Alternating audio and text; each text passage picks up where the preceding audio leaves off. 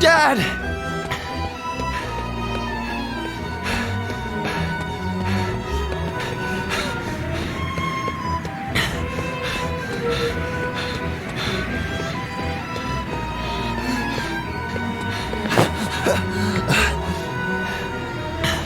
Dad?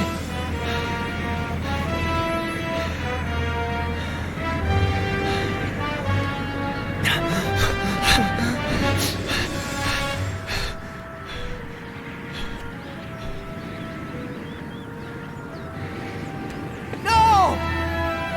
No!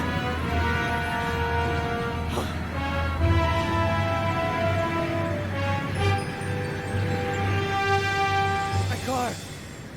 Jenny!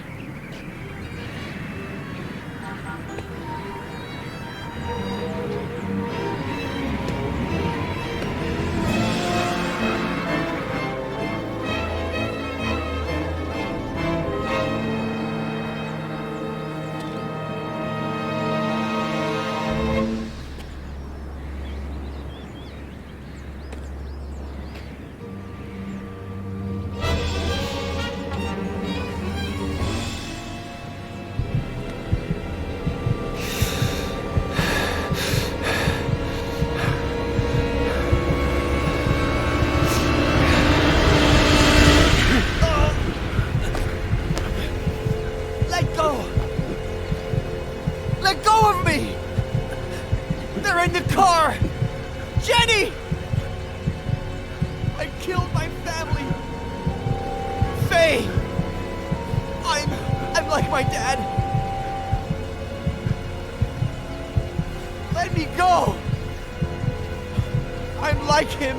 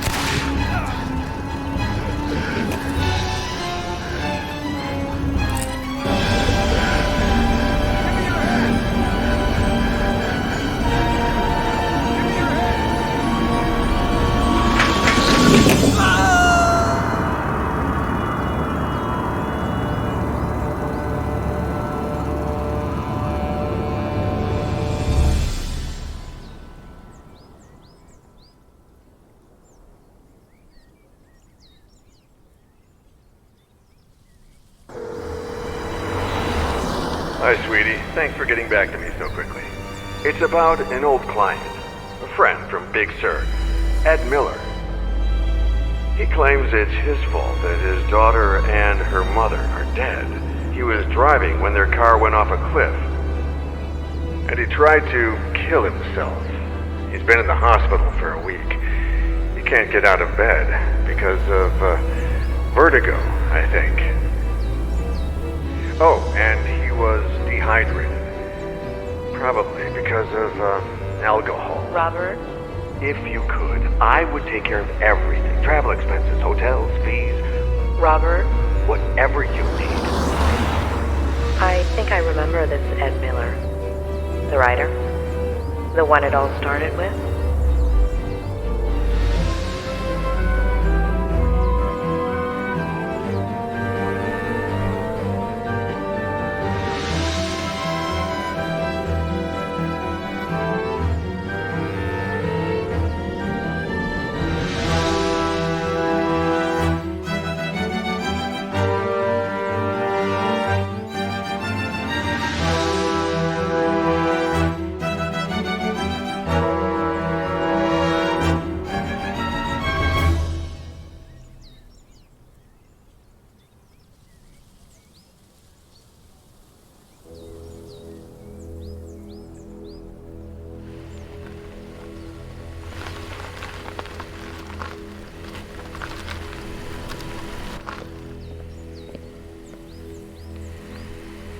Claire Miller, I'm Dr. Lomas.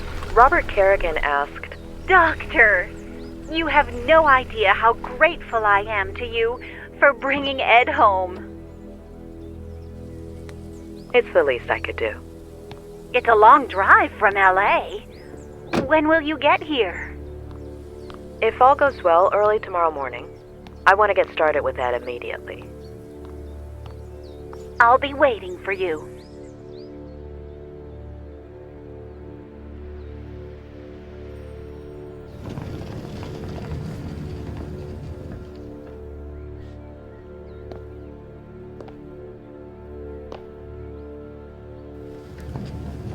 A pleasure meeting you, Ed.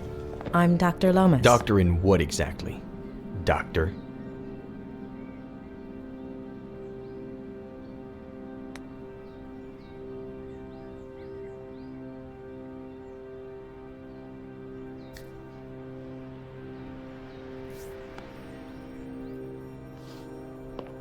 Bachelor's in psychology from UC Berkeley. Master's in systemic and family psychotherapy from the University of Michigan. Why, Robert? And Why? God. doctorate in clinical psychology from Stanford.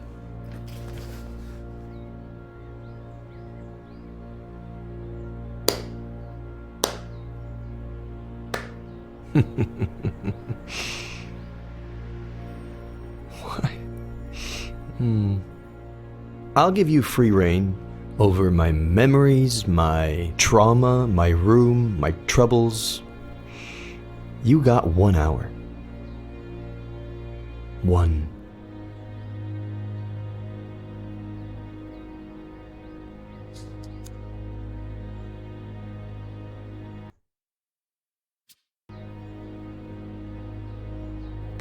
The patient shows no signs of injury to the inner ear. This rules out any physiological cause. This could be a case of acrophobia with neurological origins in the recent traumatic episode, as you suggested. What about his daughter and that woman? Do we know anything? On paper, Mr. Miller has no children. As for that woman named Faye, there's nothing. However, with regards to your request to treat him outside of the hospital, He's my patient, doctor. He's lost. He knows that he'll never recover on his own, but that doesn't keep him from feeling threatened by me. Or is that just his way of asking for help?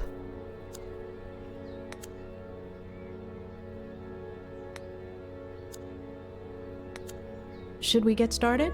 Tick tock, doctor. You say it's your fault that your daughter and her mother died? And you don't want to believe me. Of course. There aren't any birth records connecting you to a daughter. I hadn't acknowledged paternity yet. Everything happened so fast. Why do you think Robert Kerrigan asked me to see you? Because he's loaded, feels guilty, is simply bored. I thought you were friends. What difference does that make? How do you feel right now? Pretty fucking shitty. Like when some idiot comes and pours salt on your wound. If you're only going to give me an hour, it could at least be a fruitful one. Shitty?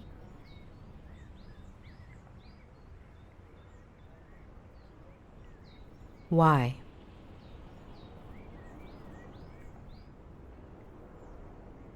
Why? Because I lost a daughter? Because I killed 2 people? Because everyone treats me like I'm crazy? Because I pee in a bottle from a Dali painting? Because everything is surreal? Because of you. Does shitty work, or do you want me to keep going? Ed, I'm here to help you. Right. I'm sure money has nothing to do with it. How much does Robert pay you? Convince me that this woman Faye exists. What do you want to know? What do you want to tell me? It was about A year ago.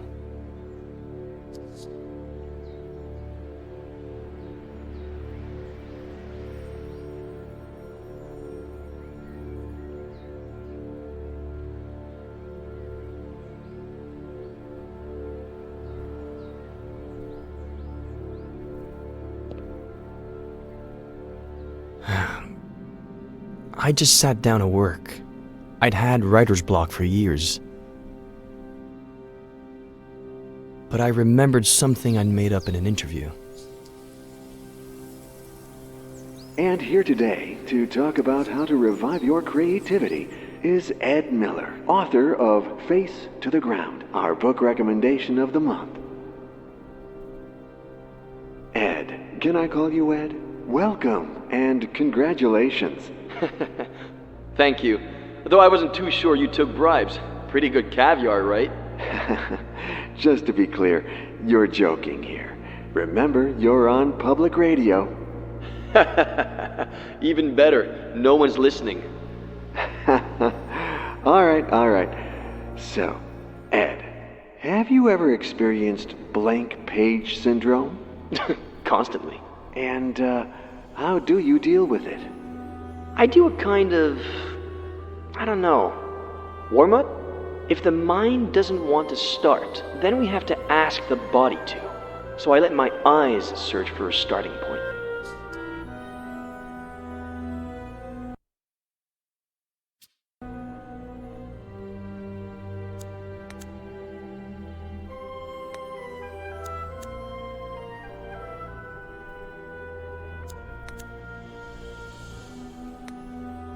When my eyes find the word, then it's my fingers' turn.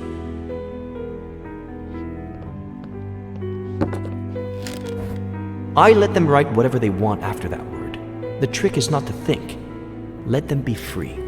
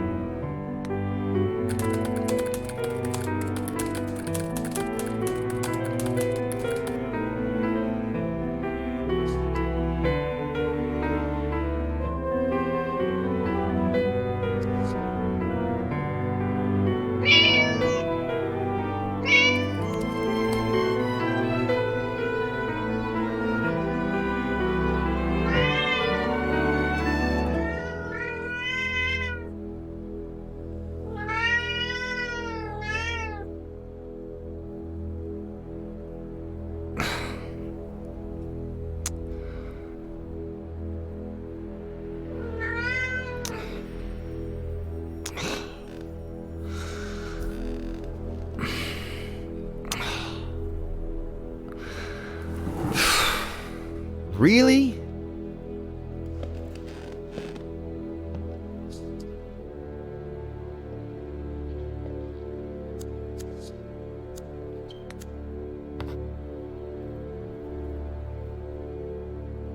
Hi! Guess who's calling? I bet you don't even know how I got your number. The thing is, I'd like to see you again. Oh, I think I lost an earring. If you...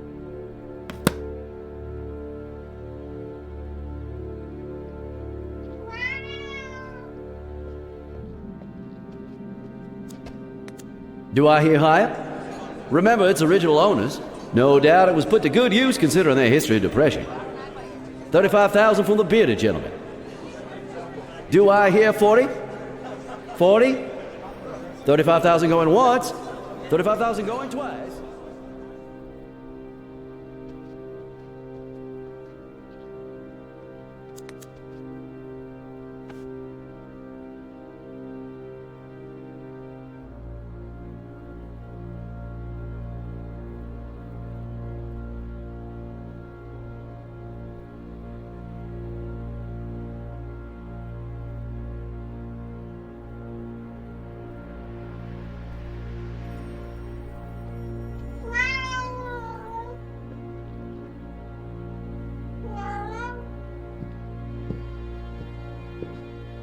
Meow.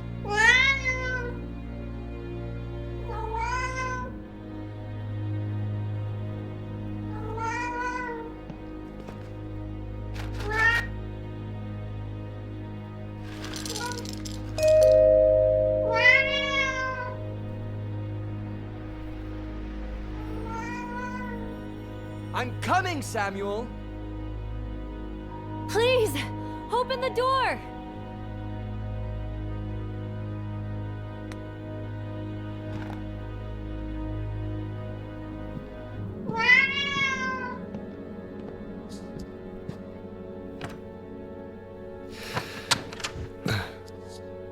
Hi.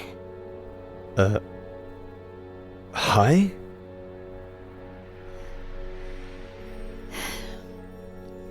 It hurts.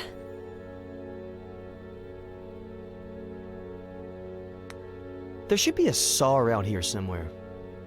Help yourself. Seriously? No, just kidding. Exactly. Can you help me? My battery's dead and there are no other houses nearby. Ugh, I'm no doctor, but that looks really bad. I'm kind of in the middle of something, but let me call you an ambulance. No, don't.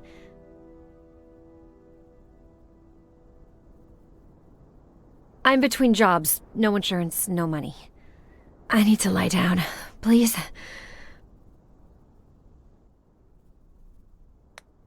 Okay. Well, come in. Let's take a look at it. If you bleed to death, you mop it up.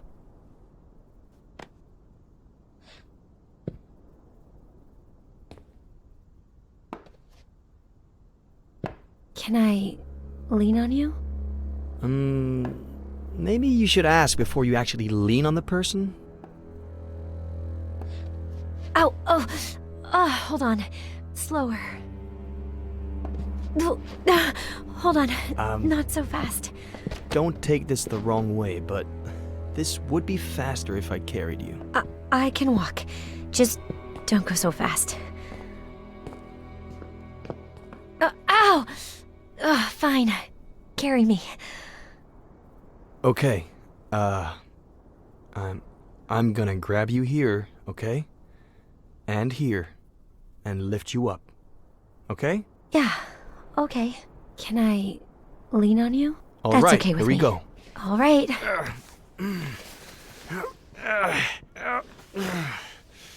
Hey, am I that heavy? If you had taken your backpack off... Okay. I'm going to let you go. Hold on. Let me take my backpack off. Now? You want my back to hurt too? Mine already does. All right. May I? You may. Do I? Please do. All right. Oh. Phew. Finally. Thank you.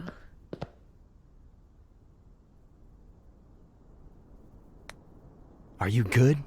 Comfortable? As comfortable as I can be, I guess. Thanks.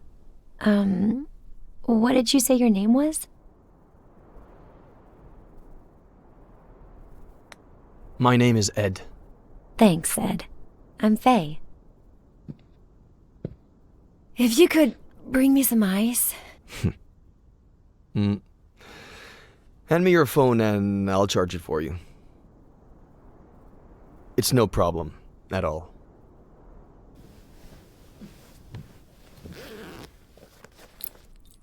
I left my car outside the Forest Park entrance. I'll go over there and let you be once the swelling goes down. All right?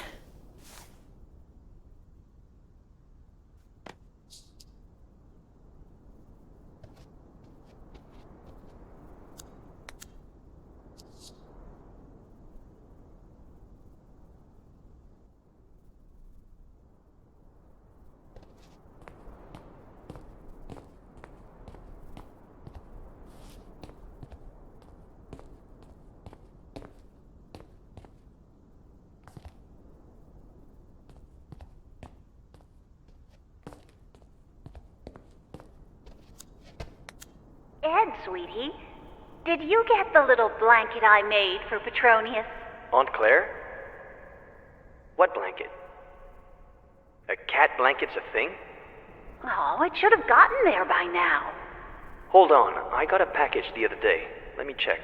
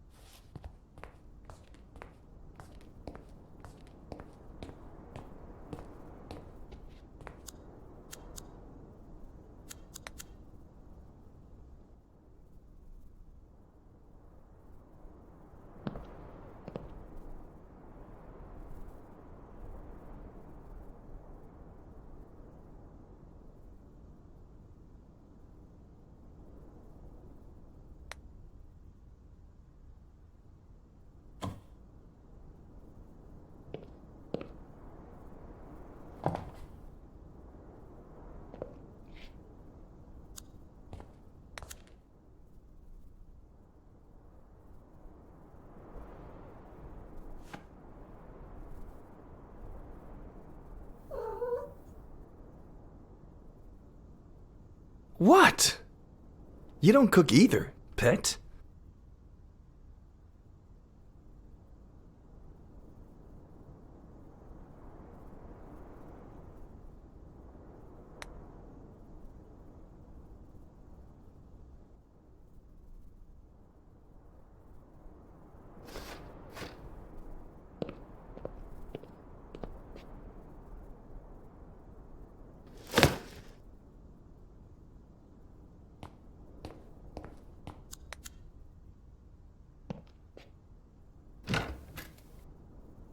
All right, if you can bring me some ice.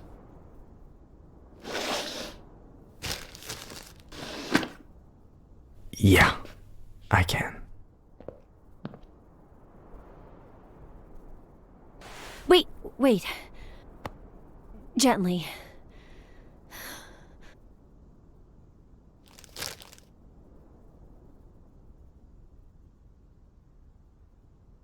Oh, perfect.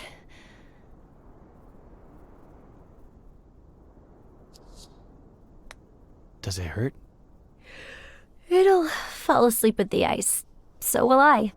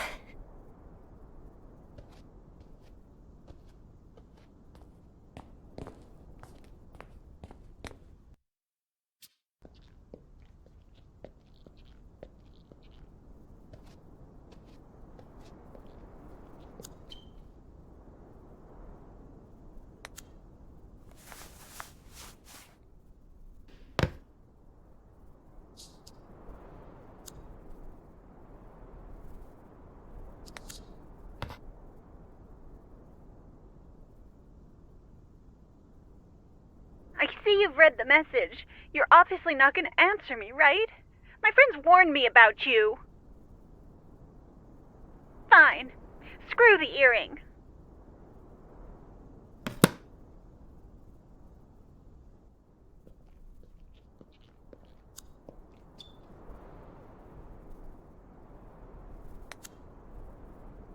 Not bad.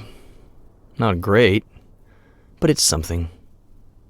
Maybe it's a start.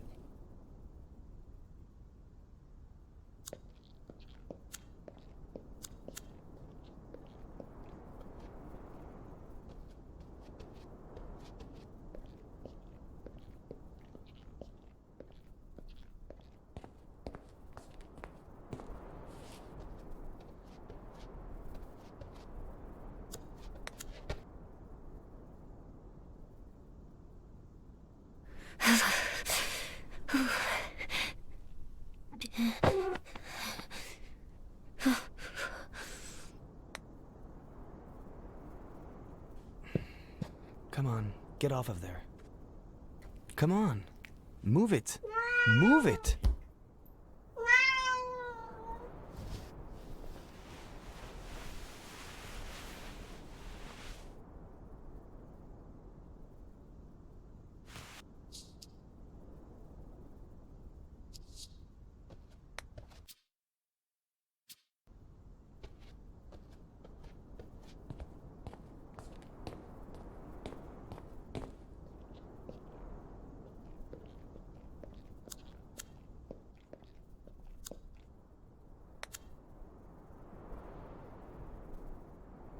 Just a second.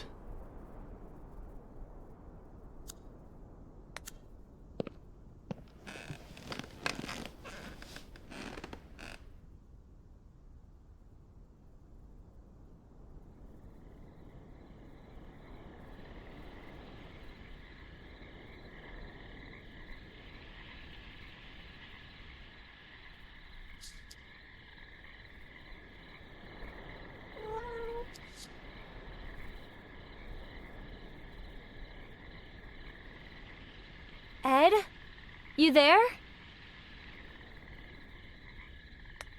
Hey. Feeling better? I think so. Thanks. Hey, the ice worked. My ankle looks brand spanking new. Yeah, you healed quickly. Always have. By the way, thanks for the blanket. Oh, it was the least I could do. Didn't want you to freeze to death. Not possible. I never die. Besides, I usually warm up fast. Have you eaten? I'm hungry.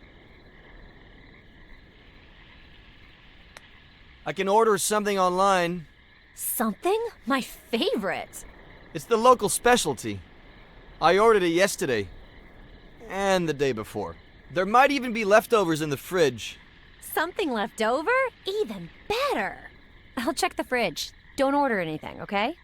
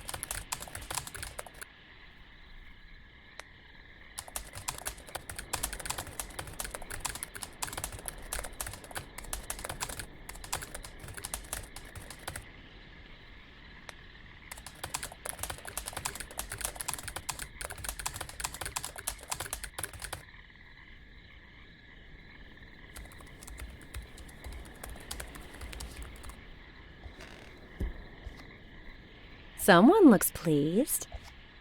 Am I interrupting a special moment? Huh? Porn? Something left over? Porn.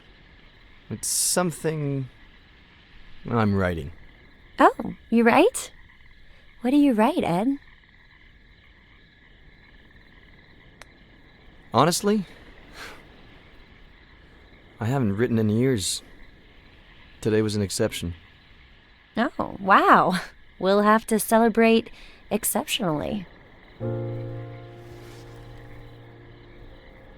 Consider it my way of saying thank you.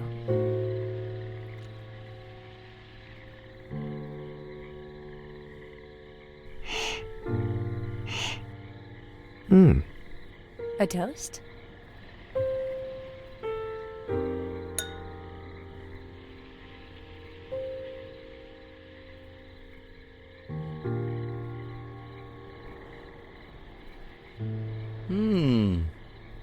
May I ask where you carried this from? Your kitchen. I was looking for something left over in the cabinets and...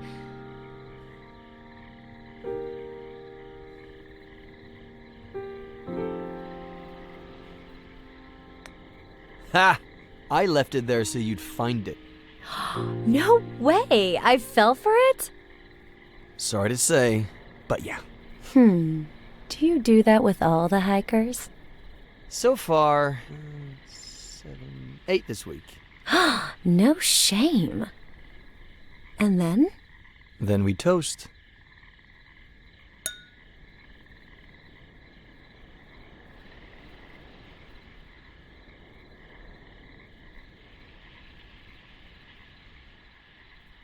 Anything else you want to know? Ask. You have until I finish my glass. The riskier the question, the bigger the sip. What are you doing in Cerro Lake? Guess. I'm looking for someone. Who? I'm not sure yet, to be honest. Short sip.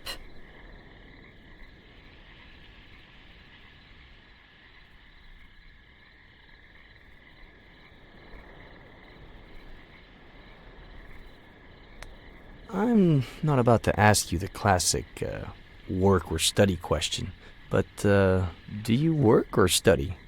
Neither. I just finished my degree. In? Psychology. Ugh. Short sip.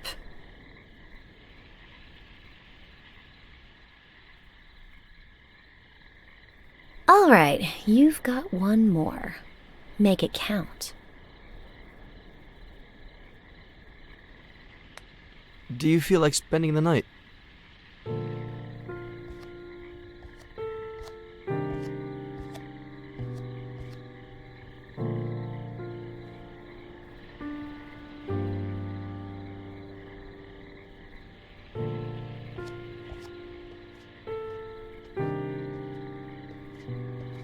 Will you cover me up like last time?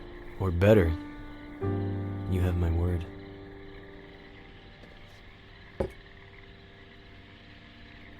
Words. Now I get why you're so well spoken.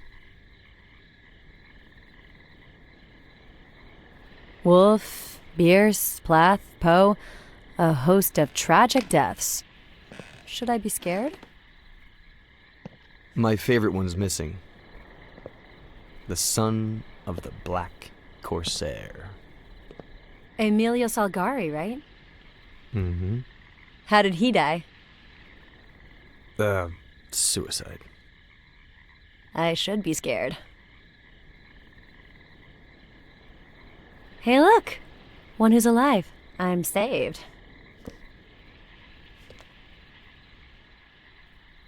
Do you like Ed Miller? Ed Miller? What an idiot. Yeah, sounds about right. You know what? Me and that guy have history. Huh. So, what kind of history? The bad kind. Oh.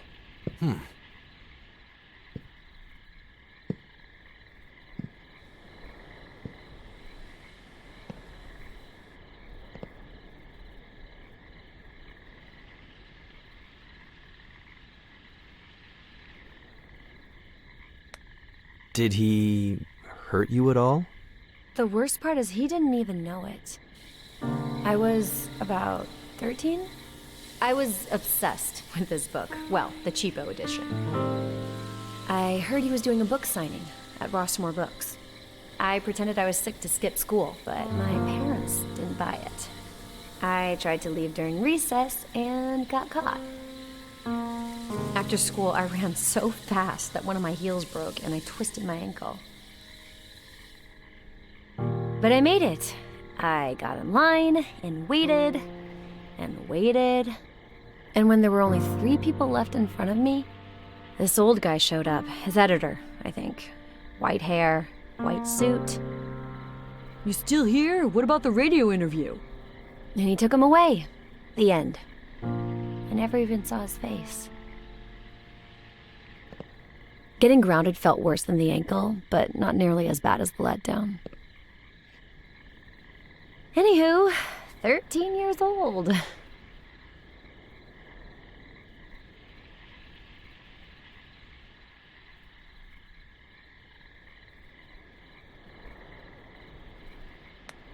The cheapo edition you had didn't have a picture of Miller, did it? I'd remember. This edition does. Don't you want to see his face? Yes. No.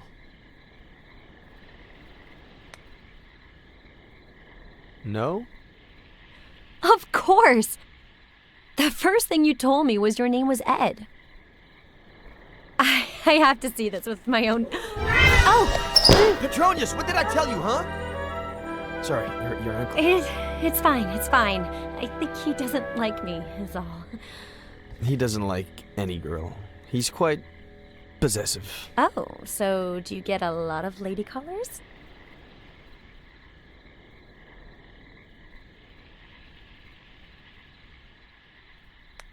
Every day I get a hiker with a different excuse. Messed up ankle, sprained wrist. Take yesterday's. Hepatitis.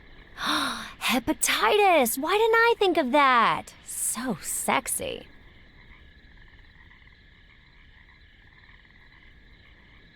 Anyway. I'm 23 now. I'll never learn.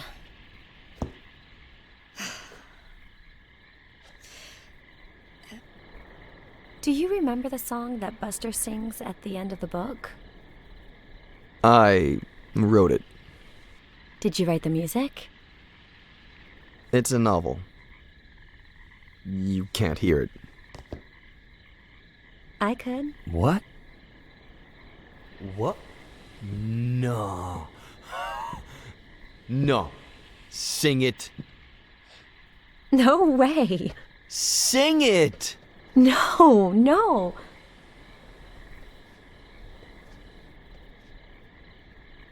Please. Sing it. Sing it.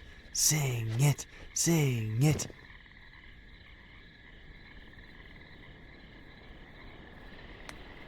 You have a beautiful voice. I'm sure you're a great singer. The itch in me hates all that I am. The itch in you hates all that you are. But when we are together, hate each other twice as much. That's the reason why we will never part. Which goes to show just how itchy we are. I never meant to cause you any harm. 'Cause darling, you need no help with that. But it's so fucking funny to see how you destroy your life. Or in your case, to see how I wreck mine. What a waste it'd be if we didn't team up. Which goes to show just how bitchy we are.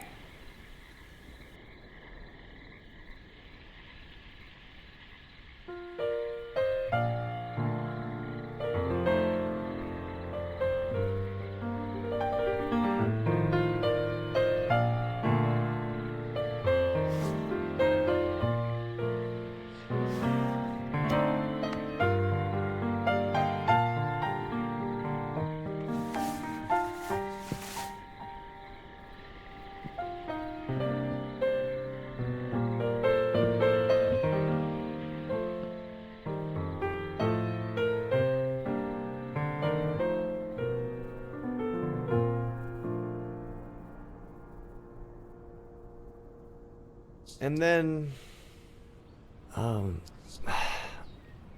I don't think I need to go into detail about what happened. I think I've got the picture. I'm not so sure about that. But there's something I do want to know. Do you remember the date? I don't even know today's date. Our brain gathers much more information than we think. Look here. No. You want to hypnotize me? Please. I thought Robert would hire a real professional.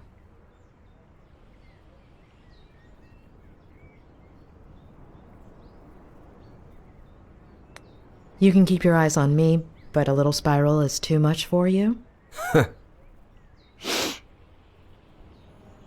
So let's go back to that day.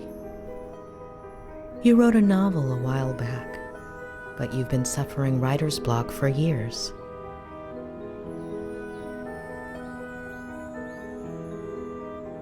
You look through your office window. Leaves dance in the wind. Birds sing up in the sky.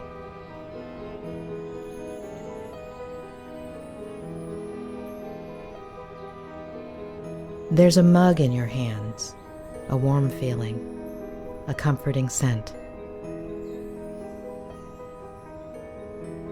You look at a flock of birds and suddenly, an idea.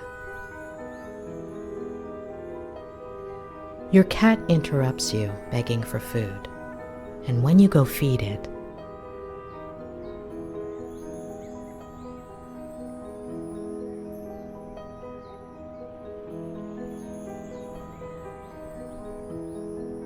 there's someone at the door.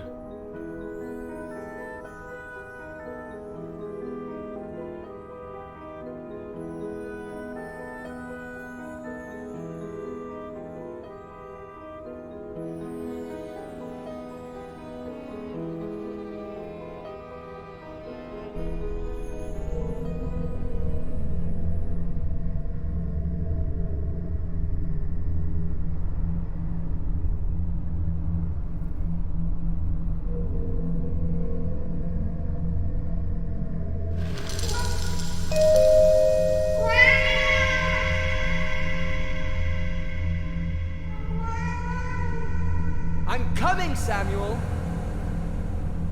Please, open the door!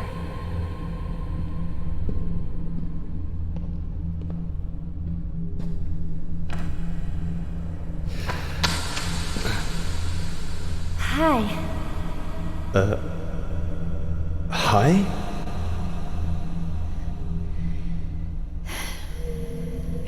It hurts. If you could bring me some ice.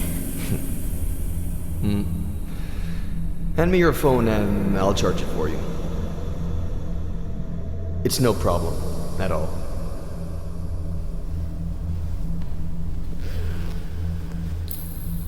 I left my car outside the Forest Park entrance. I'll go over there and let you be once the swelling goes down. All right?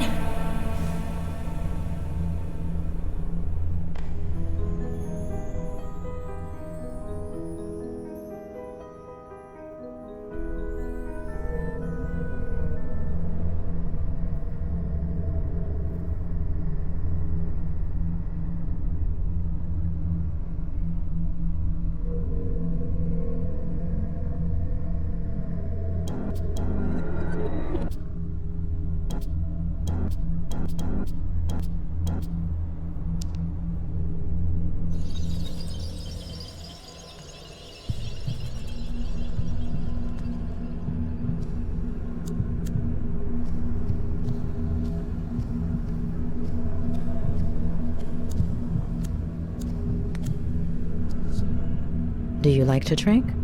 Wine, never on my own. Why? People like me better that way.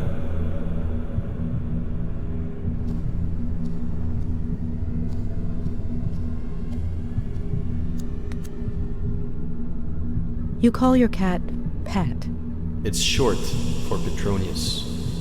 He'll go missing.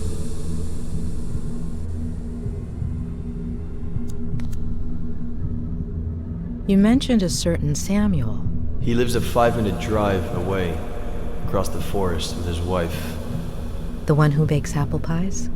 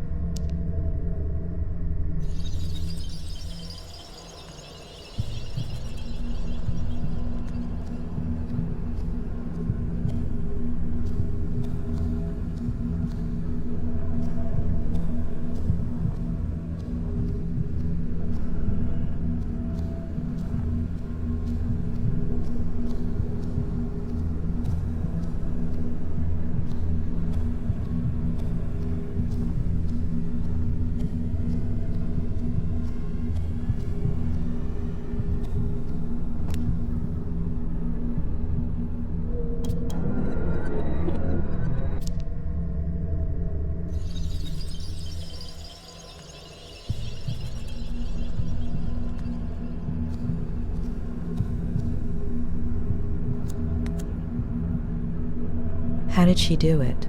I haven't asked her yet.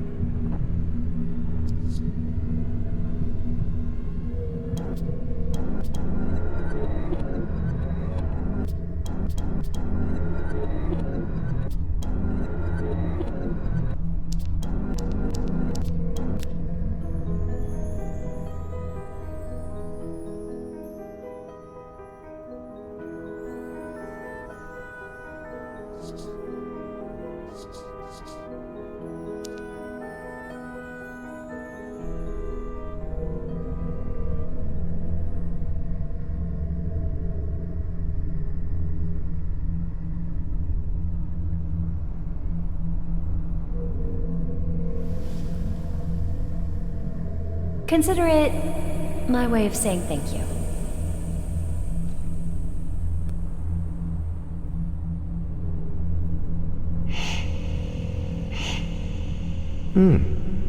A toast?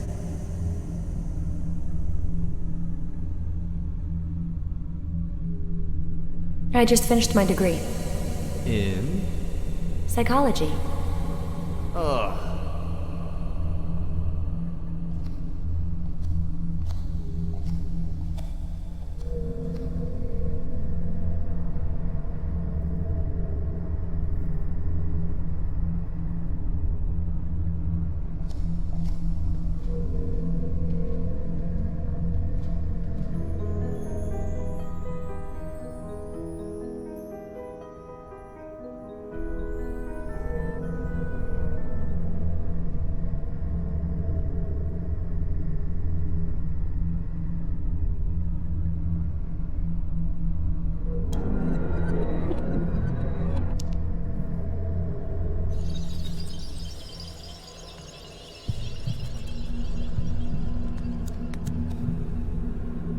Why are you so put off by psychology? If it weren't for my aunt, I'd be dead right now. Explain.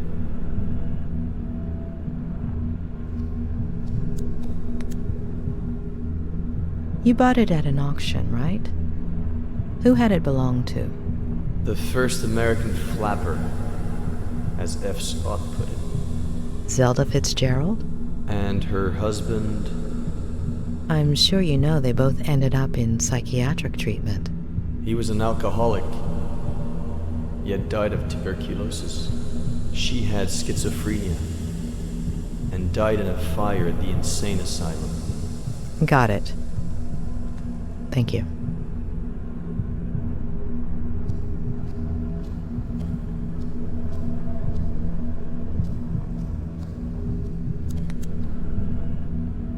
You'd had writer's block for years. How did it feel to write again? Hopeful, scary. Will you keep the idea going? We'll see.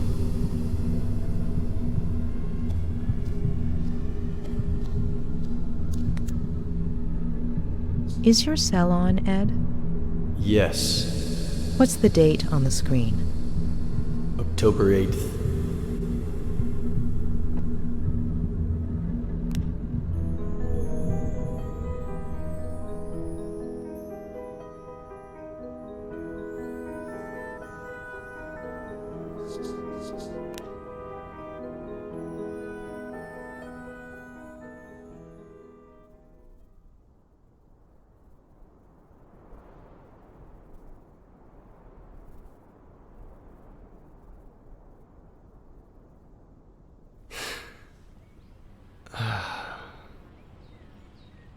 All good?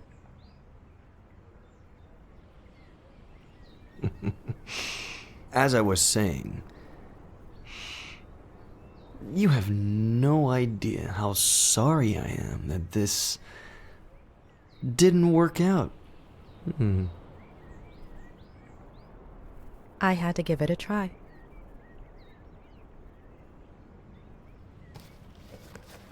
So you did it. I'm cured. I'm not going to cure you. You are.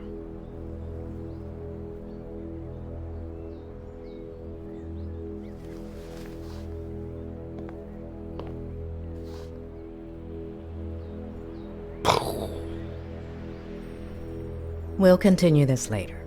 Get some rest?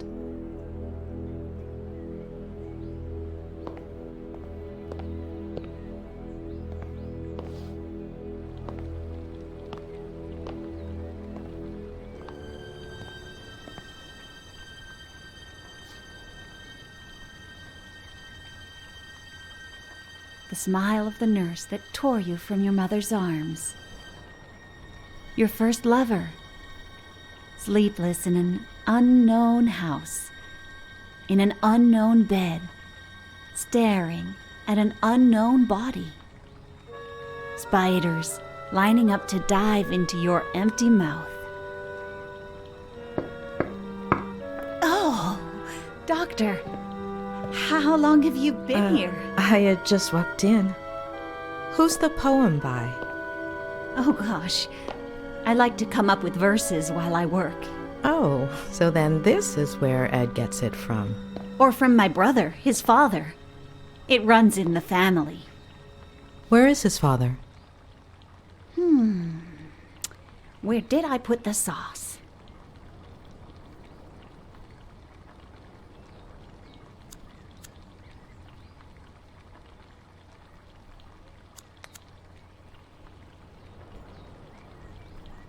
Oh, it's right over there. I'll get it. Oh, don't be silly.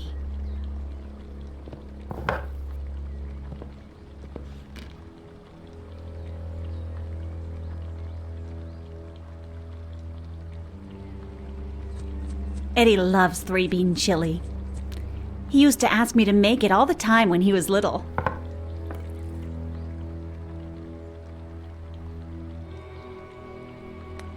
What about his parents? Care to eat lunch with me? I usually eat with Ed upstairs, but it's no big deal if he eats alone for once. Besides, I made enough chili to feed an army.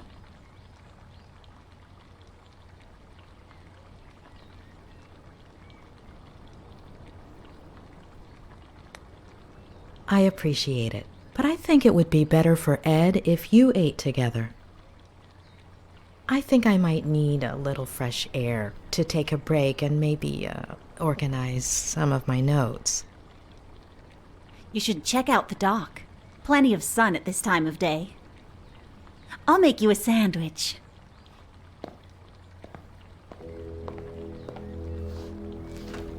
What do you think about Ed? He's a little stubborn, isn't he? Will he walk soon?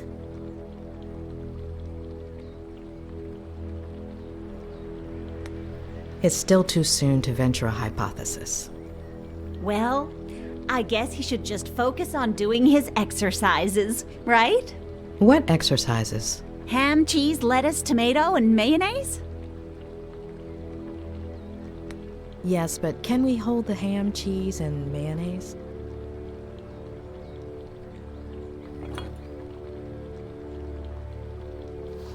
Well, if I was able to help him last time, I'm sure a doctor like you will manage.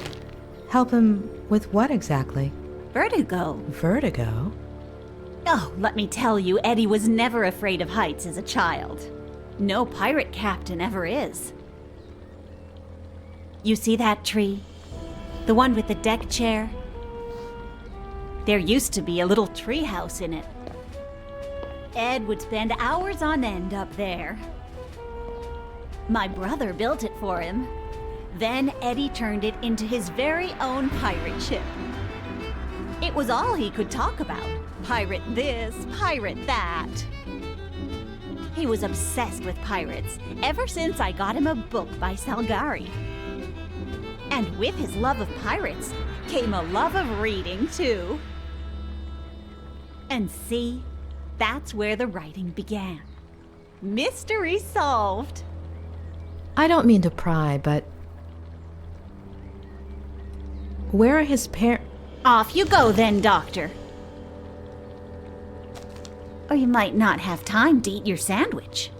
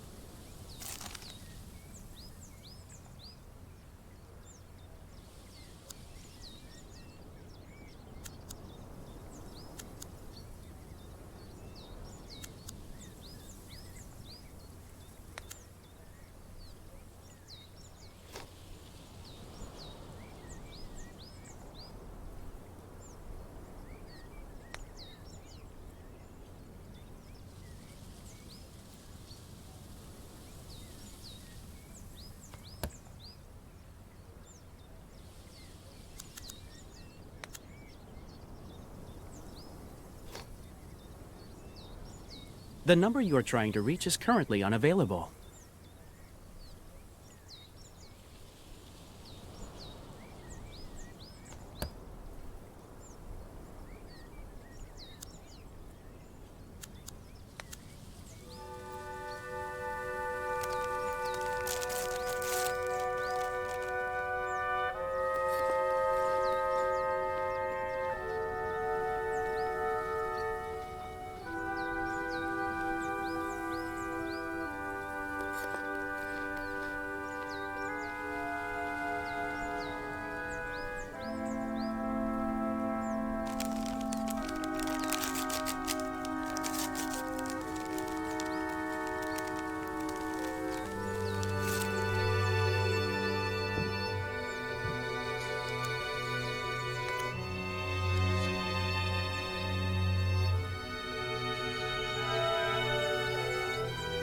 Ed is reluctant and even hostile towards therapy.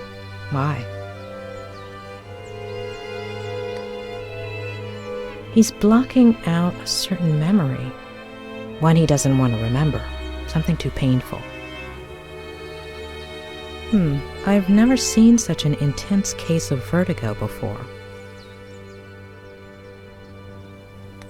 He's not the first writer I've known to exaggerate his symptoms, to get attention, make people feel sorry for him, make it more realistic in his mind, which is so used to fiction.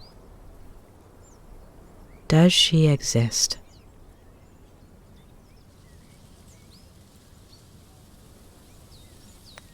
An injured girl who turns out to be his #1 fan, and then sleeps with him. Seems more like a fantasy than a reality, a delusion.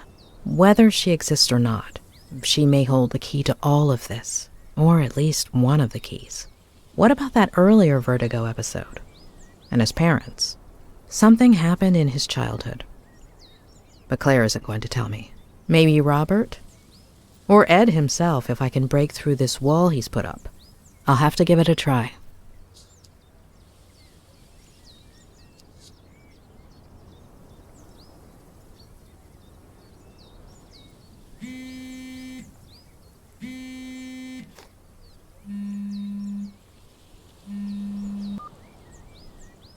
Who am I speaking to?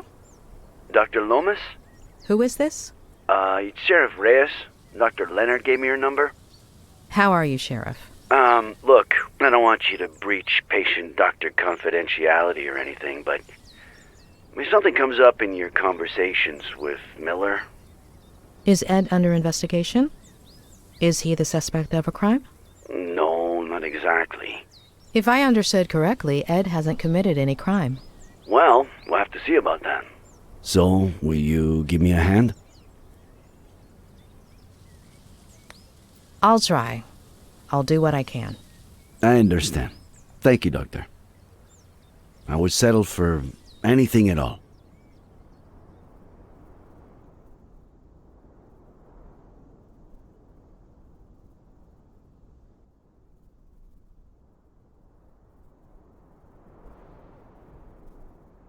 Maybe someone saw something. I'm on my way to his neighbors as we speak. The Franklins? Nick, you there? Sorry, I gotta go. What is it this time, Adam? Tell me you saw my email with the slogan proposals. Yeah, great stuff, kid. I'm not sure which one I like the best. I like the 6th one. Yeah. That one was, Vote for Sheriff Reyes, the sneaky bastard who would have known there were only 3 slogans if he'd read the... Adam, do I have to tell your aunt and uncle you have no respect for your elders? You at the ranch yet? I'm on my way. Look, if anyone asks, I was working on Saturday night, okay? I skipped the monthly dinner. Hello, Samuel. Did you know your nephew is a sneaky bastard? You wouldn't dare. Hey, I'll check that out once I got a signal again. Okay?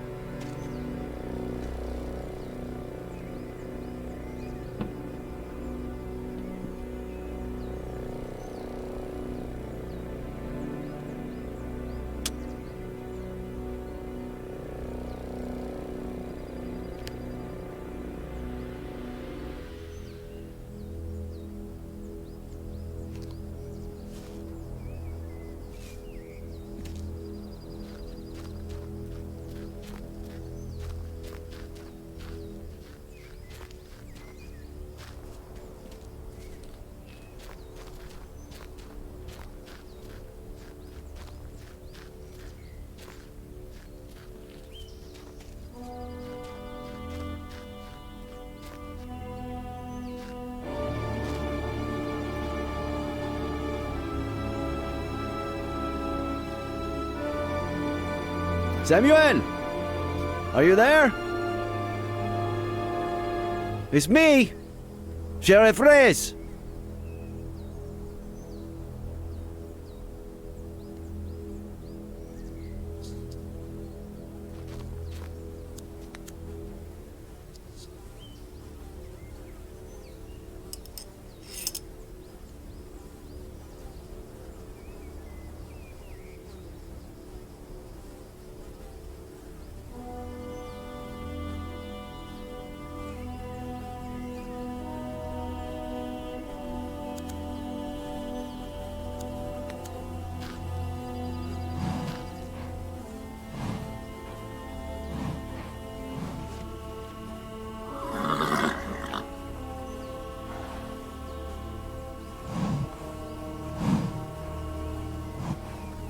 There. Tranquilo.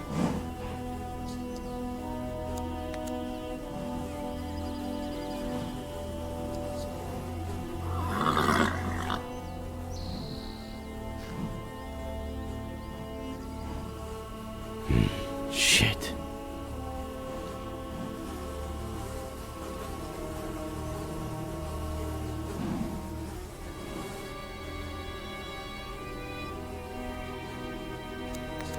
How long have you been here like this?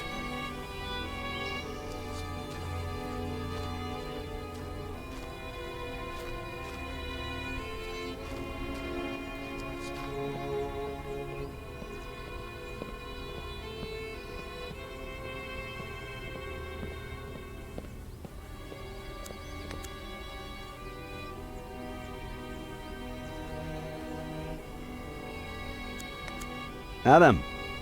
Care to tell me why my assistant graduated with blue hair? Ah, no. I told my Aunt Esther to get rid of that picture. I made a bet with Marcello. If I graduated before he finished his thesis, I had to do it.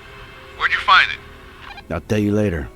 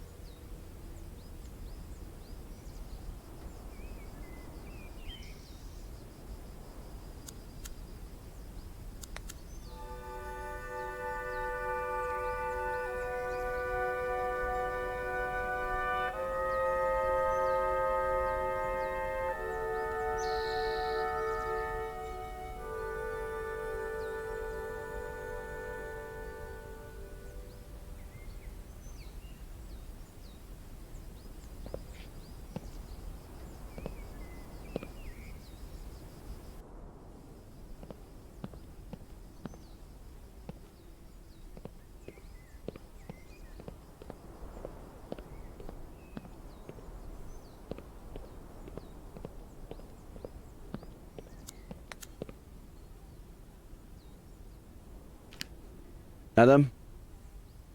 Hold on, Nick. Sorry, I'm back. Everything okay? The big tree. In the field behind the barn. Who's under it? Oh. My cousin Leonard. I never met him. What was it? 50 years ago? He was stillborn. My aunt almost died. They had to remove her uterus or ovaries or something. Nick? You still there? Sounds terrible. Thanks, man. I'll see you at the station.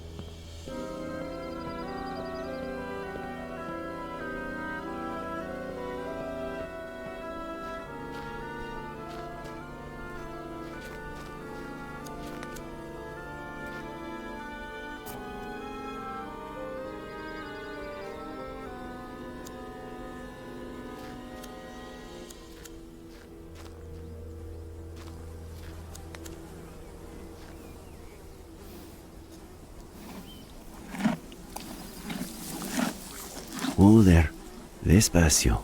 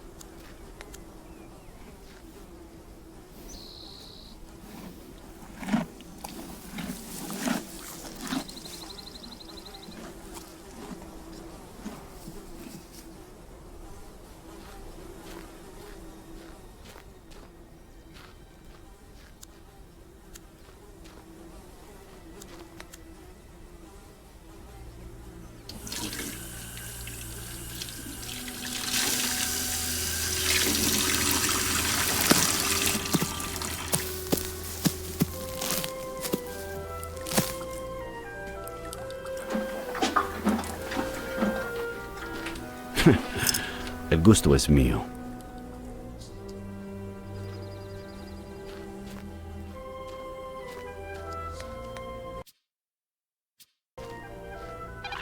Nick, you there? Just a reminder, you got a meeting with the mayor in half an hour. Oh, no. Hey, I can hear Frankie Lane. How is he?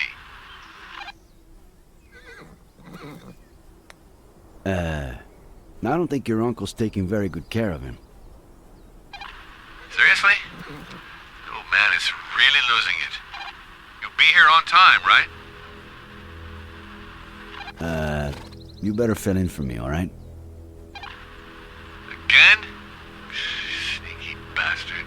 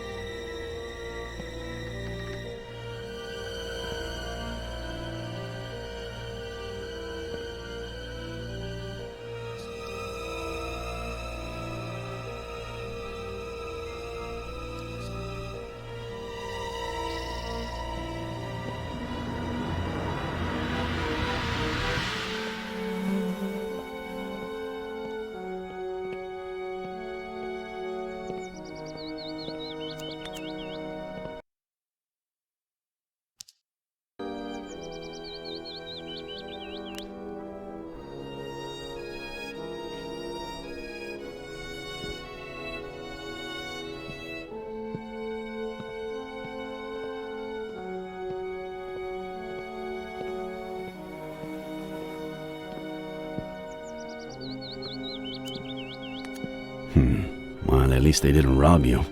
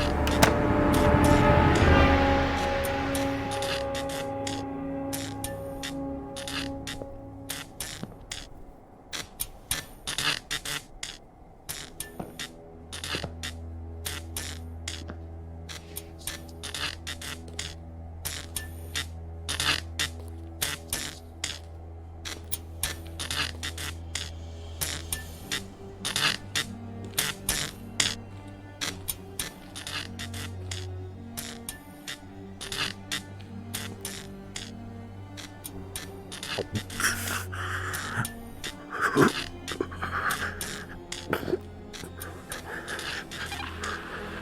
the mayor just left. Fill you in? Nick? Everything all right? I'm busy. I'll let you know later.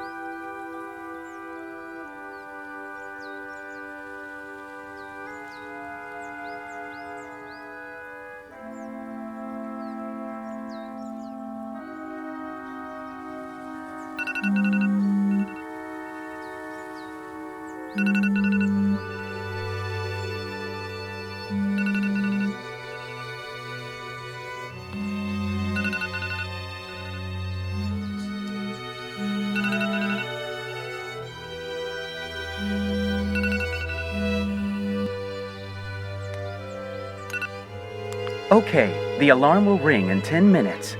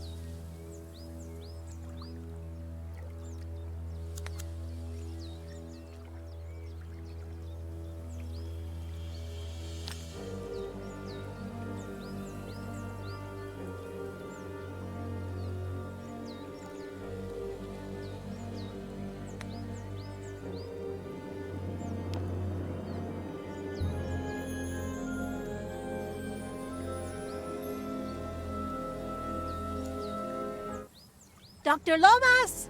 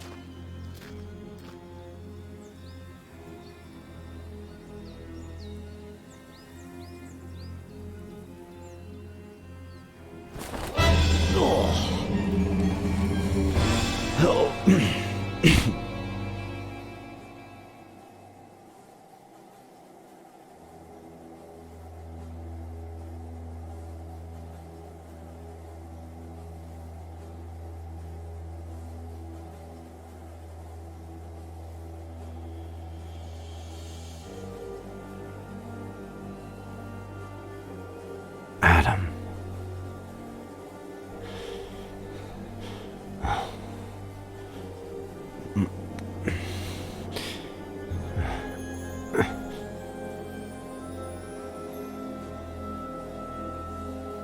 Adam, I have to tell you something. I'm in the basement.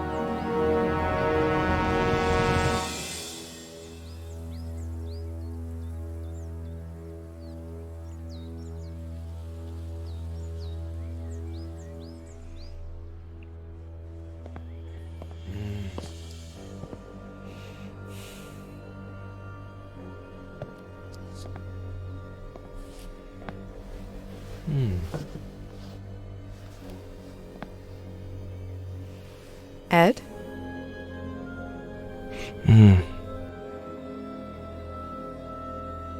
Shall we start?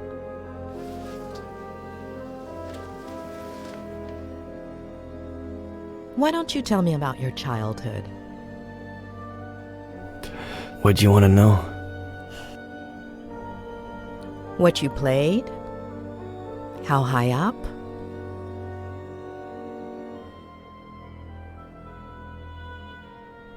The treehouse is beautiful.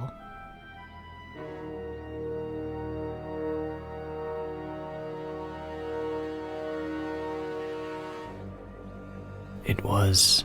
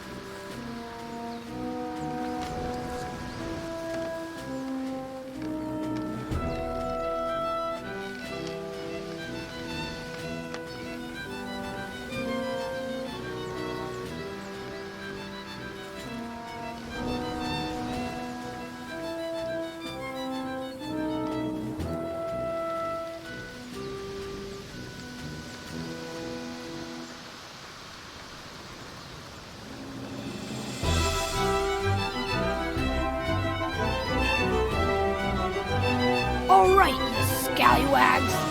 Now we've got him. Heave ho!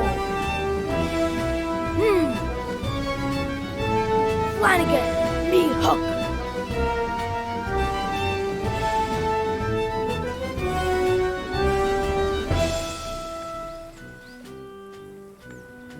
It's not in your cabin, Captain Roberts. Blame me, Flanagan.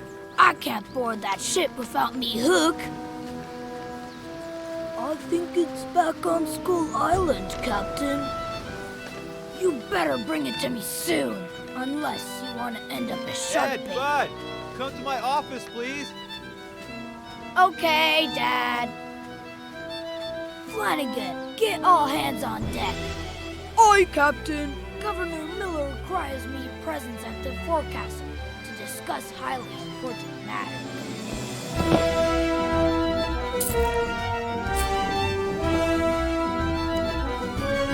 If I keep finding those treasures, relics, and talismans, I'll have to start sleeping on deck.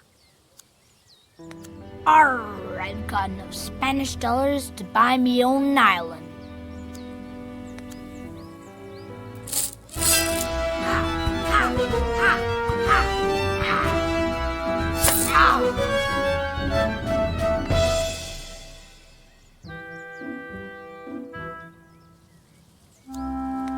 One-of-a-kind article crafted by Richard Longfinger Evans, the best hatter on Skull Island. Wait a second, was me hook in me pack when I visited the hat shop?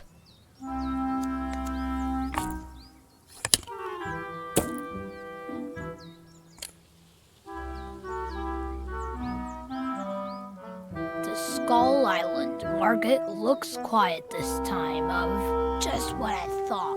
There's that hornswoggler Longfinger Evans.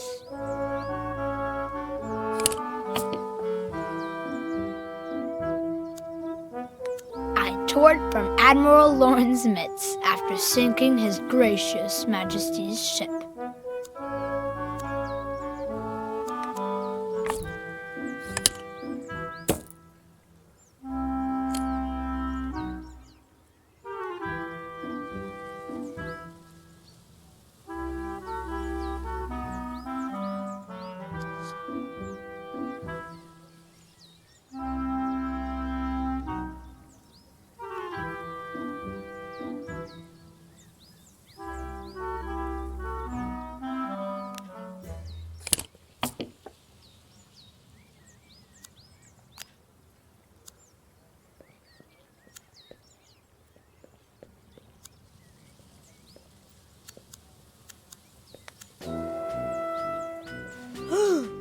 Step aside, me hardy Flanagan.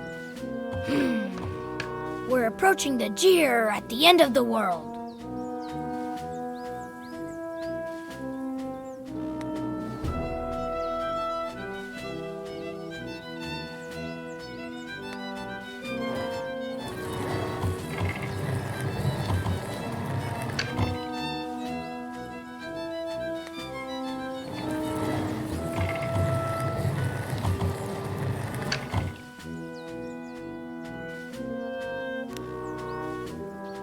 Flanagan, take the helm.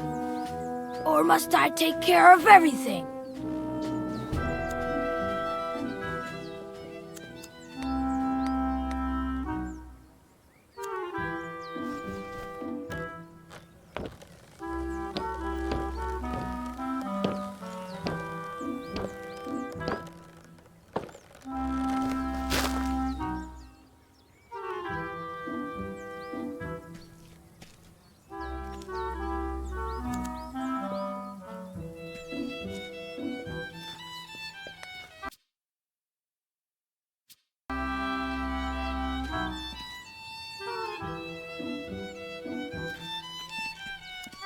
One time we were on our way here from our house in San Francisco. We got a flat tire and almost had an accident. It was really cool.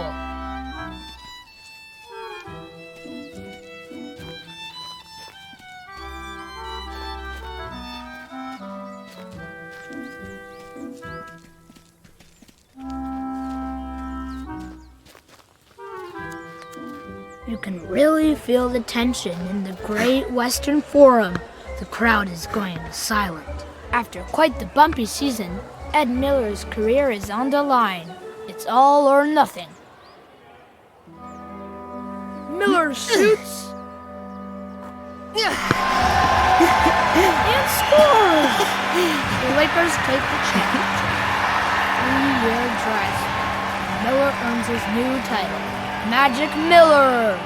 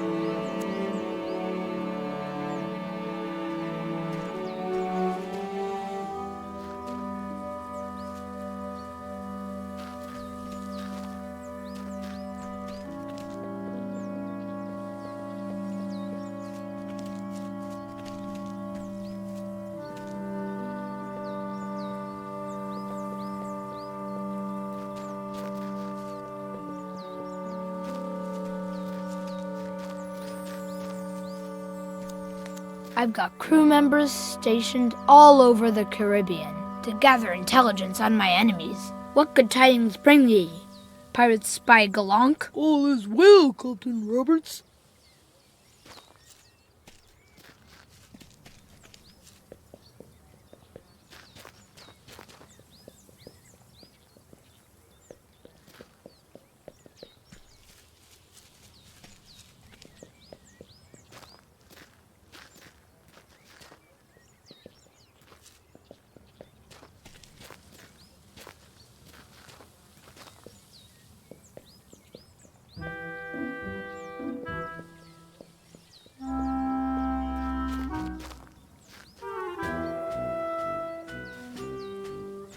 There's my hook.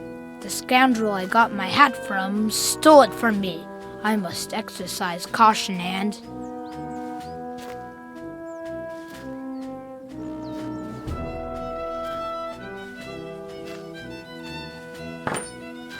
Richard Longfinger Evans.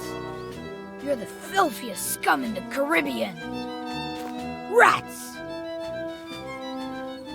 You found me!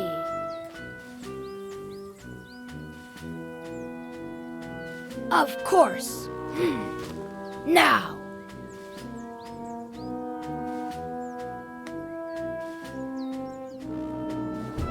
Prepare for the justice of Captain Roberts. Ha!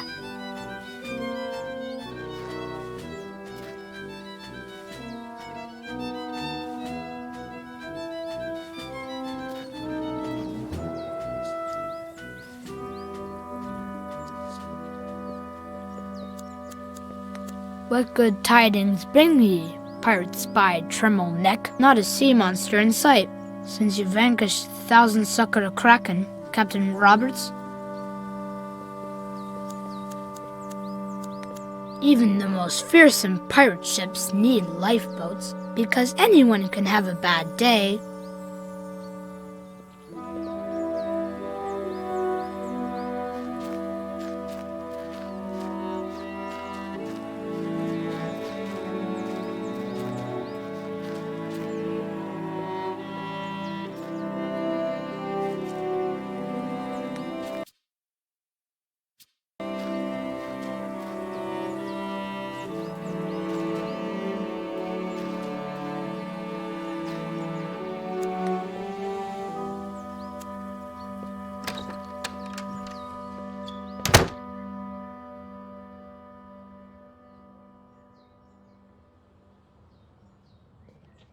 Now is a good time to wet me whistle. I'm as thirsty as... Ed, are you there? You coming up? Yes, Dad.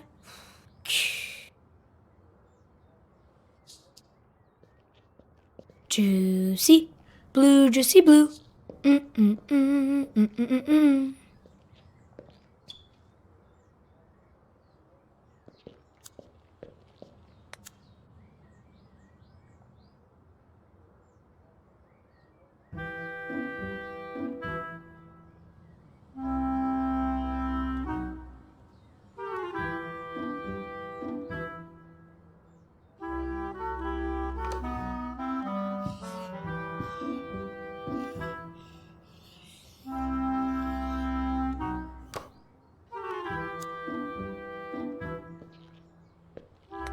Juicy blue, juicy blue.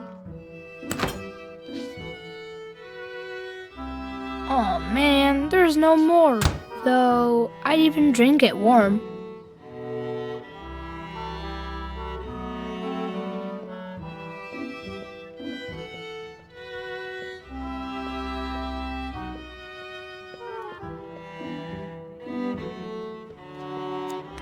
Juicy blue, please, please.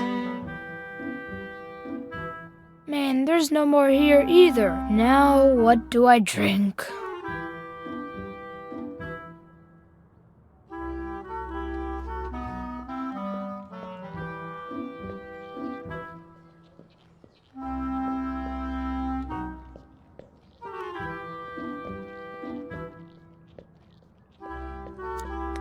Oh, I miss them. And I'm sure Mom misses them too.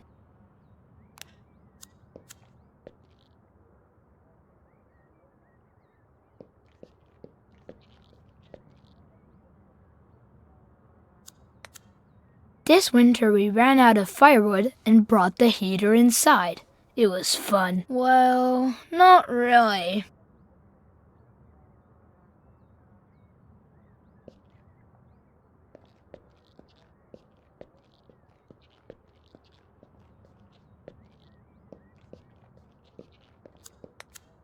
I used it to contact international spies and crack their codes. Then I got older and became a pirate.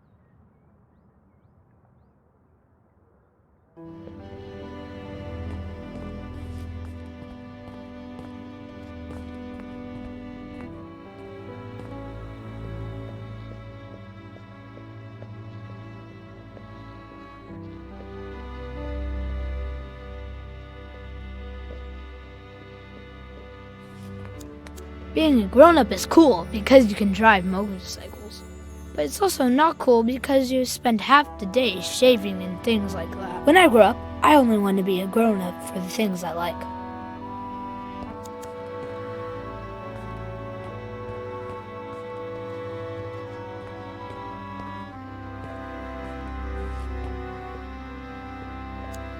Dad doesn't like constantly moving from one house to the other, but when his book gets published, he'll leave his job in San Francisco and will stay here for good.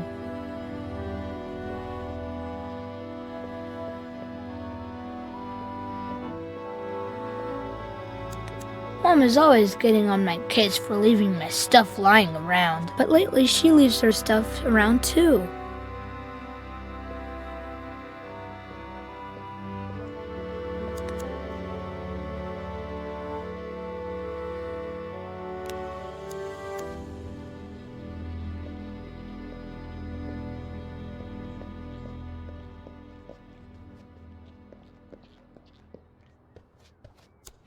What good tidings bring ye, pirate spy Yanez de Gomera? Your enemies fear ye, and peace reigns supreme, Capitan Robertos.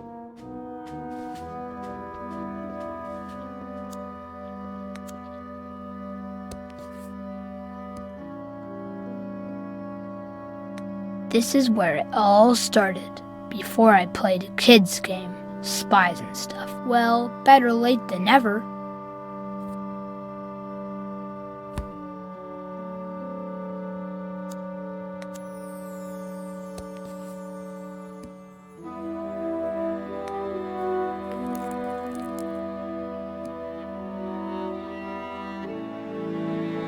Aunt Claire made me promise to call her if I ever found a real treasure. She says I pester her with calls, but she cracks up, so...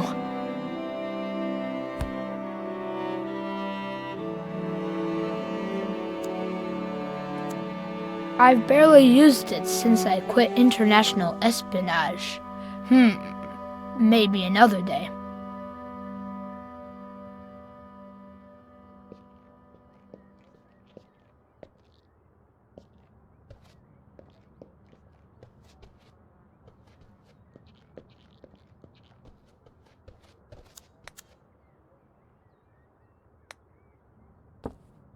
Where'd that kid go?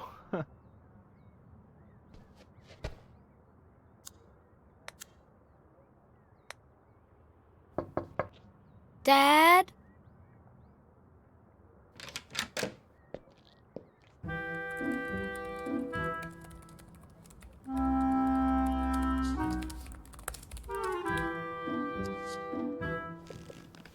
Buddy! You knocked so softly that I barely even heard you. Come and say hi the way we do. Remember the Pirate Brotherhood secret handshake? There is no lost cause. As long as there's one remaining madman who fights for it. The Pirate Brotherhood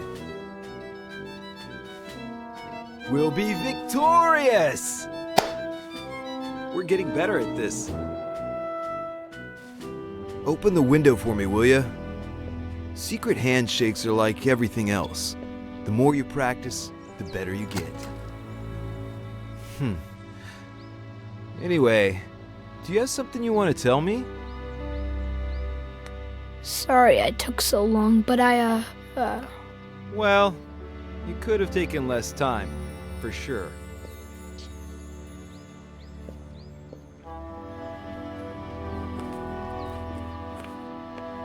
Anyway, that's not what I wanted to talk about. How's your morning? More productive than mine, I hope. I made a three-pointer from at least 100 yards out. Wow!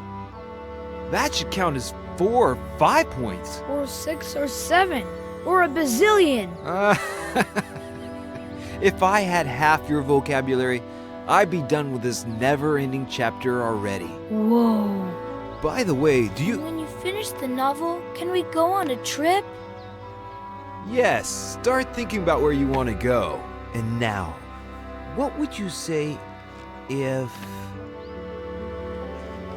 Is Mom back from the store? Mm-mm. Nice. What do you say you go to the garage and bring me a... You know what?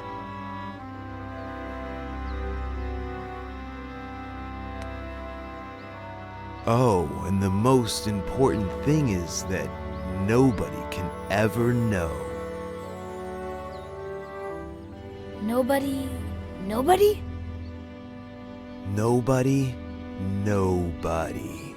It's our secret. A secret pirate brotherhood? Exactly. A secret pirate brotherhood pact. Pact? Signed in blood. Signed in... ink. Wait. Ink? You'll see. Ink. Okay, so what could the symbol of the Pirate Brotherhood be?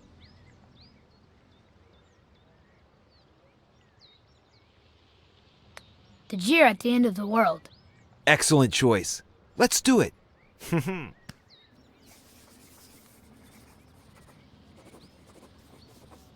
It's awesome. Secret pact? Secret pact. All right then, hurry up. You know your mission.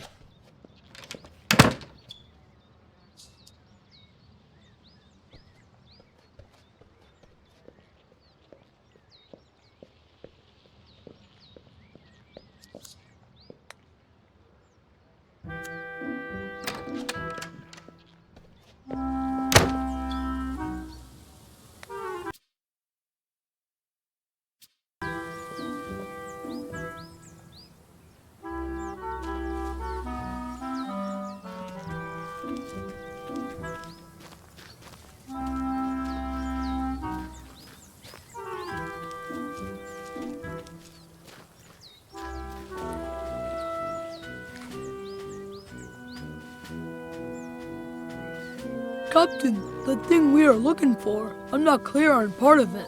Explain yourself, Flanagan. What exactly are you looking for? We're looking for I know what, Flanagan. Of course, Captain, but... I know it's here in the garage, but where exactly? That is the question, Flanagan. The governor is constantly changing its location. Oh, it's so much clearer to me now, but... Can you describe it to me? Well, I don't know. A little like this? Oh, now I understand, though. Enough questions, Flanagan. Start looking.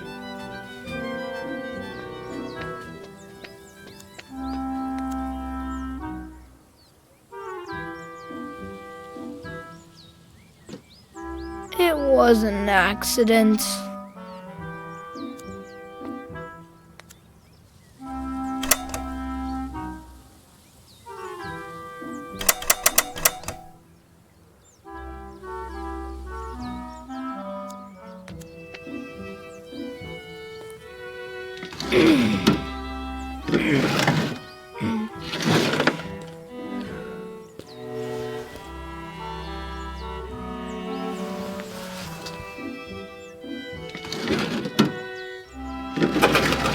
Oh, it's not here.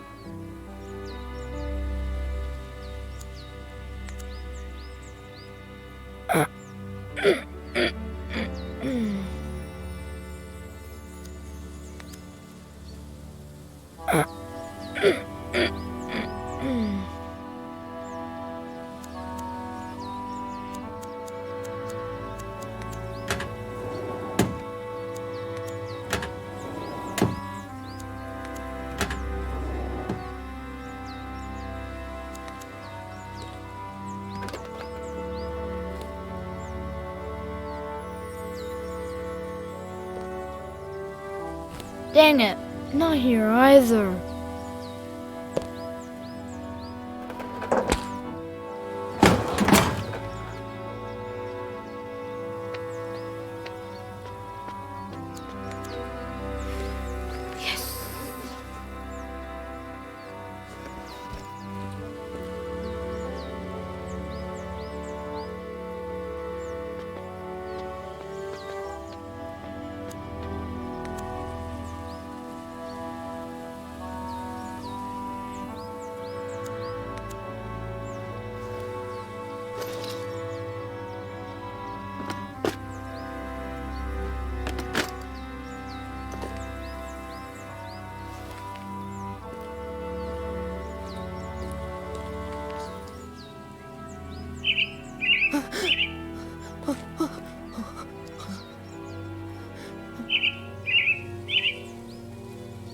The secret must be kept.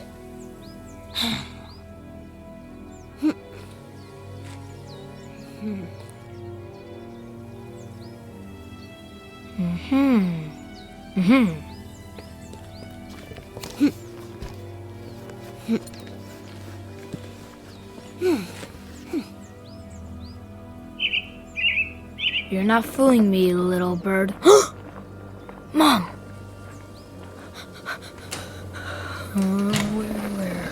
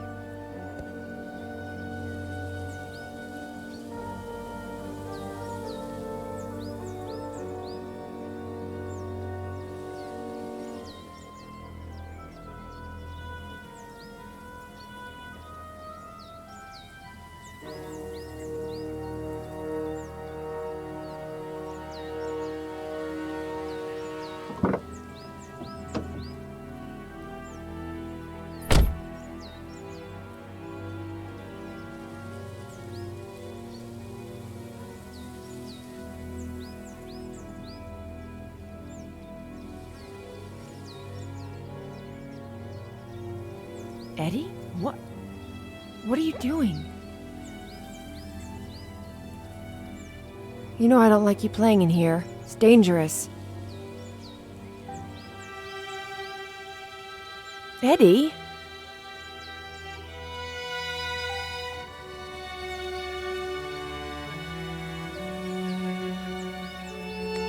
I was looking for the hook Dad gave me because... The hook? Yeah, the hook. Okay, whatever. I don't want to know. Do as you please.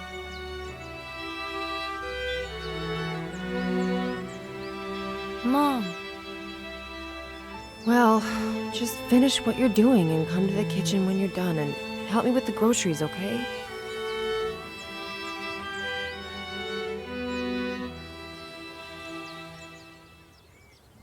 Captain Roberts, in a desperate attempt to keep his word for the governor, had made enemies with Captain Morgan, a valuable ally. I must get her back, he said to himself, but first I have a mission to complete, and Morgan can't find out.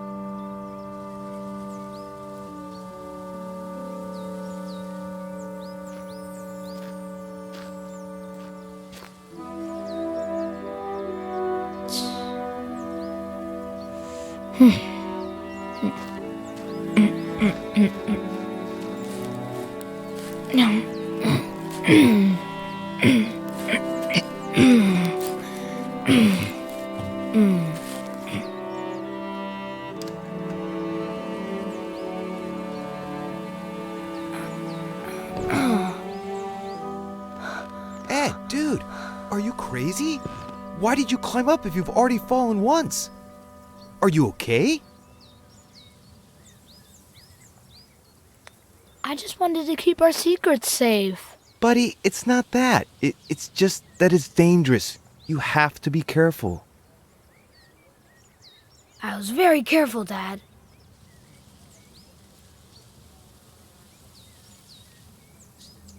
Ed, you could have... Wait. Did I hear the car? Is she back? Did she... Hey, did you talk to her? And... did you tell her... Does she know? I didn't say a word. The Pirate Brotherhood is safe. Good. That's good. Maybe you should... Oh, go see yeah. her. I was supposed to help her with the groceries. Come to think of it, I've never seen you climb. Will you show me how you climb down? Maybe I can use it for my novel.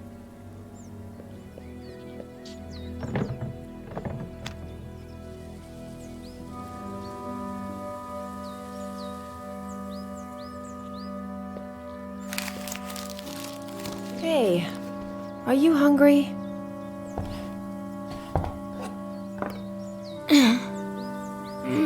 Thirsty. But I was so busy. Drink then. Did you bring any juicy? But water first. That stuff just makes you thirstier. No fair.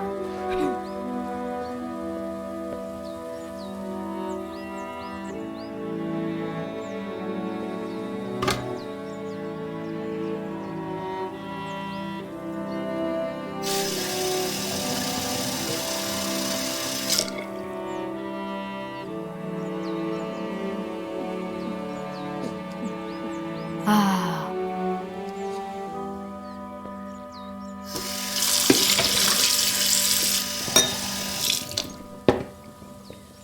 Did you see that? I drank a glass this big in one gulp.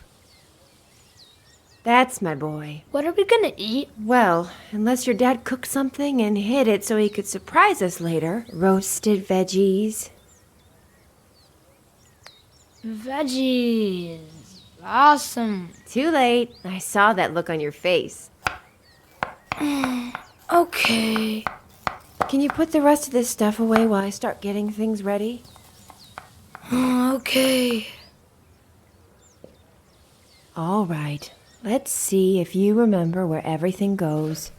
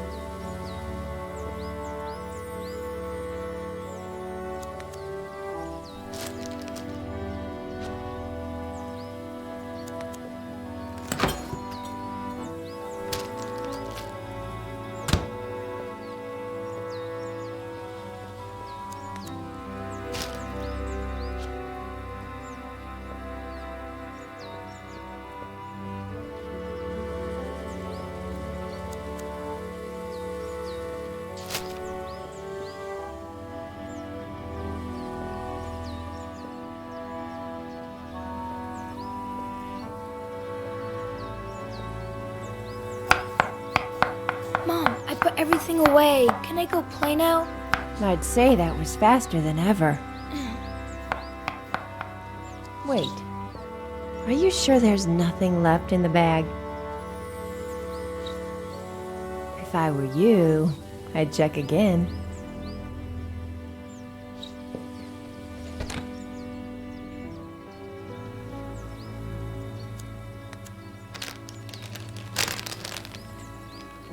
All signs point to a bottle of...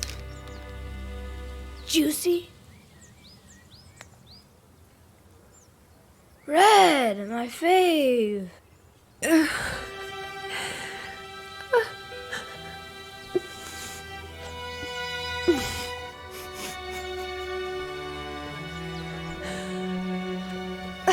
Thanks, Mom. Mom?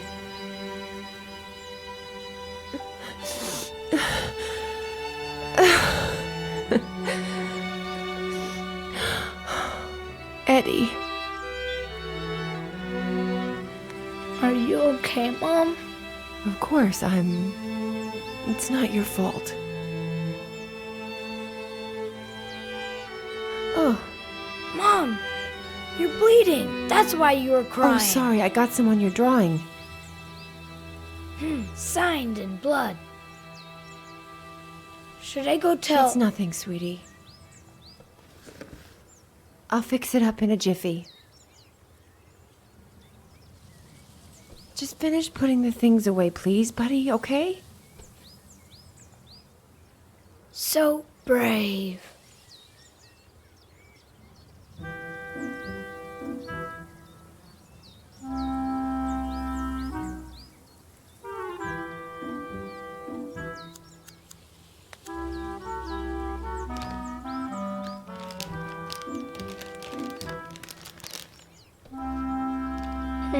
I should give this to Mom. I wonder which bathroom she went to.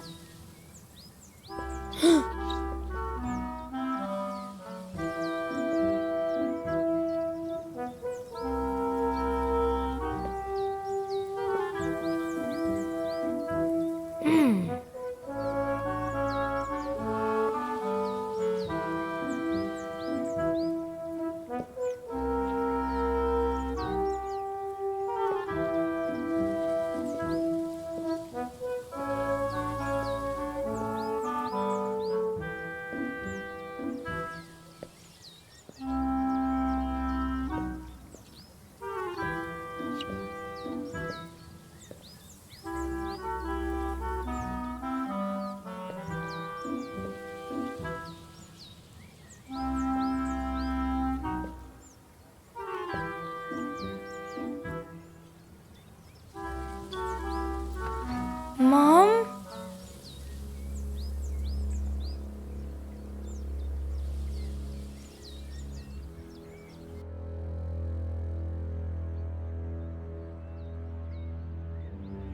So? What? What happened next? Nothing. Nothing? Yeah, nothing. Ed, there are some things I still don't quite understand.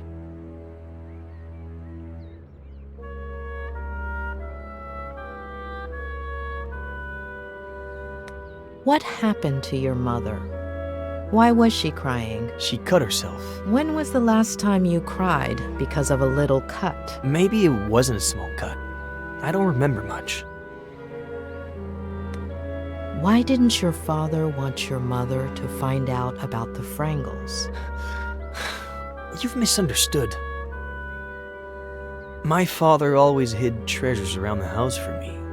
Little presents or just some candy. It was a game. I see. Would you say you were a little obsessed with pirates? Not as much as you are with psychoanalyzing me. I was just a kid. Do you tend to obsess over things? Maybe you're the one who's obsessed, asking the same question over and over again. One last... I was under the distinct impression that psychologists just listened. Let's just say we'd rather ask questions than listen to half-truths. Why would I lie to you?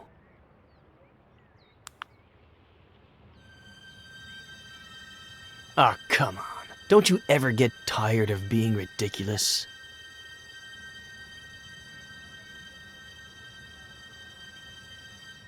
It's not going to work this time either. Please.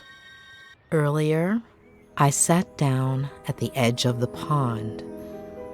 There's something about it that... I don't know. Lingers? It's as if I were there right now. I found this beautiful stone. It had markings on it, a sort of spiral. The air was humid, sweet. The cool breeze whistled between my fingers.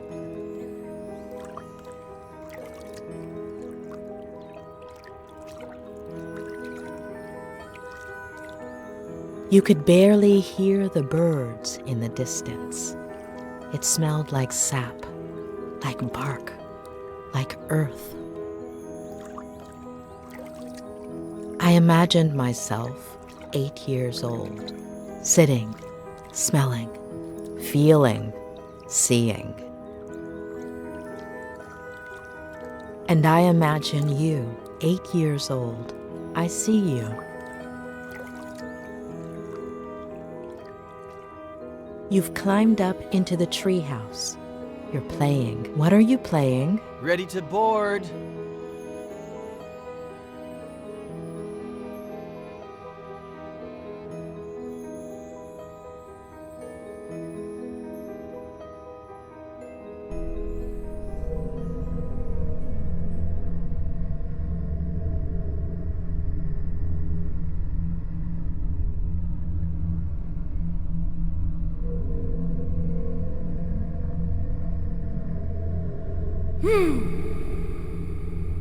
Flanagan, me Hook.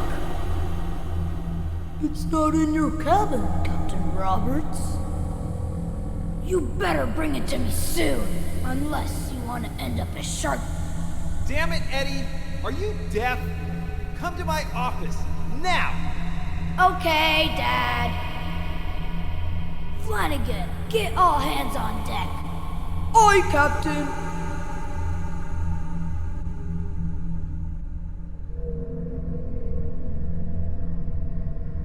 Governor Miller requires me presence at the forecastle to discuss highly important matters.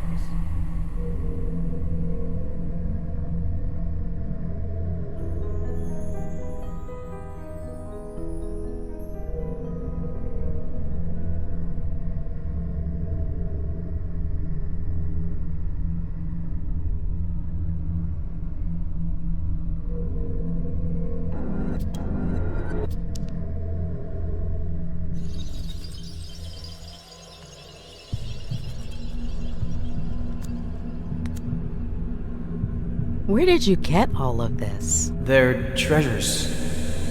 They're all over the place. They're not actually treasures, but I make it look like it. The trick is half closing your eyes.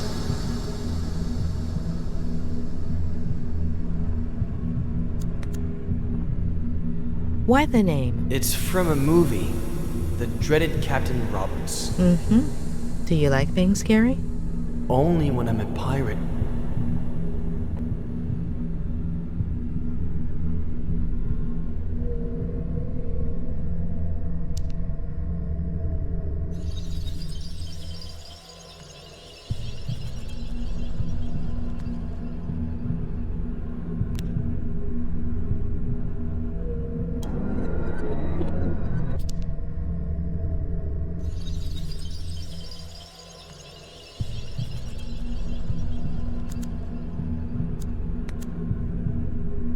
Why is Flanagan so ugly and hunchbacked? Maybe because he's a little dumb? Mm-hmm. Are ugly people dumb? He's kind of like a monster, but cute and fun.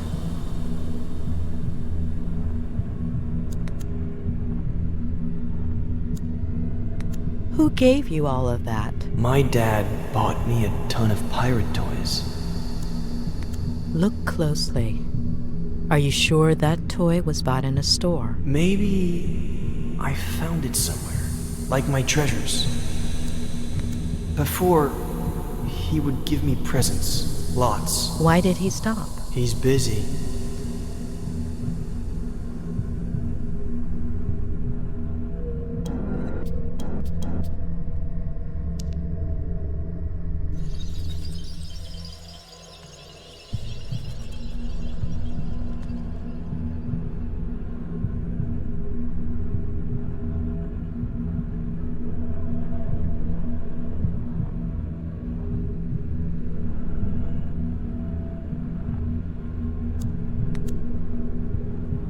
Why did he yell at you like that? Sometimes he gets a little upset. What makes him upset? The yearning.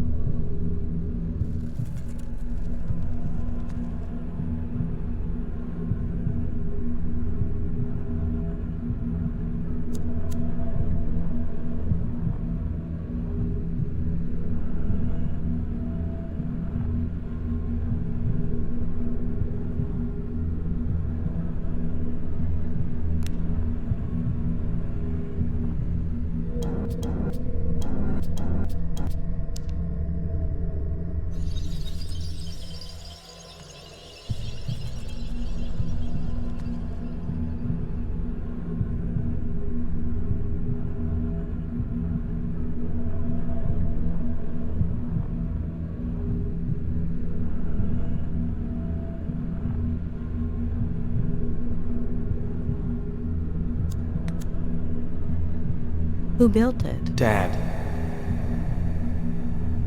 Did he build it by himself? With Mr. Samuels.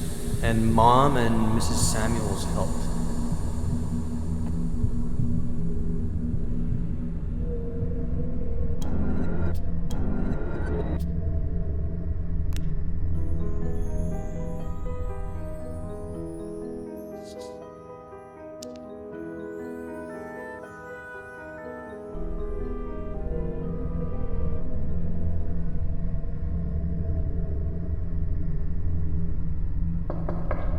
Dad?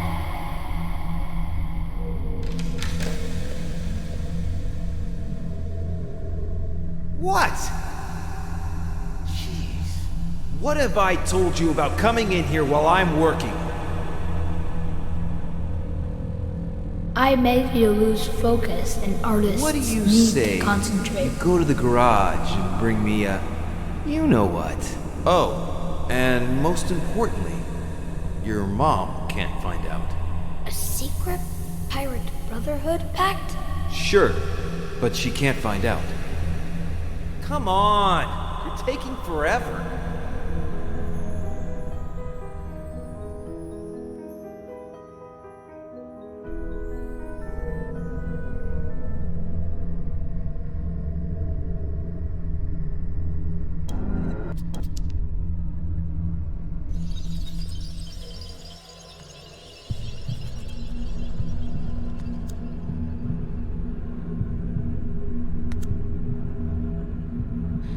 You told me about a pirate handshake where you bumped fists.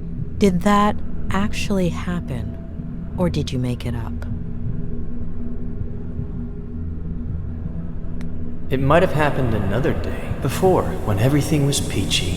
Ed, your father, has he ever hit you? No.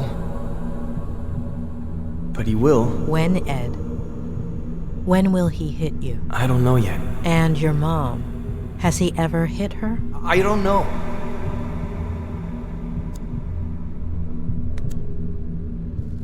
What is your dad writing? A bestseller. Will it? Sell, I mean. He'll never finish it.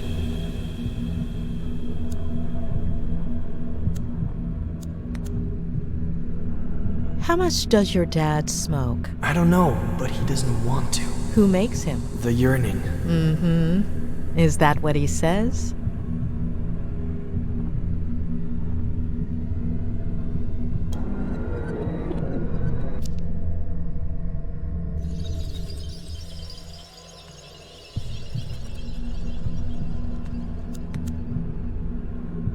So your father hides treasure around the house as a kind of game for you. Do you remember other treasures, aside from the Frangles? Not right now.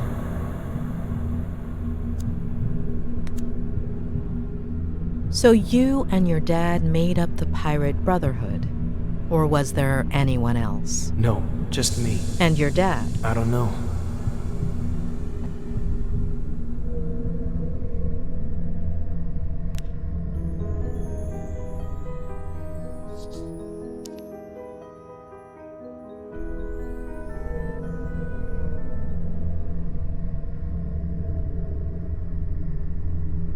No, it's here in the garage, but where exactly?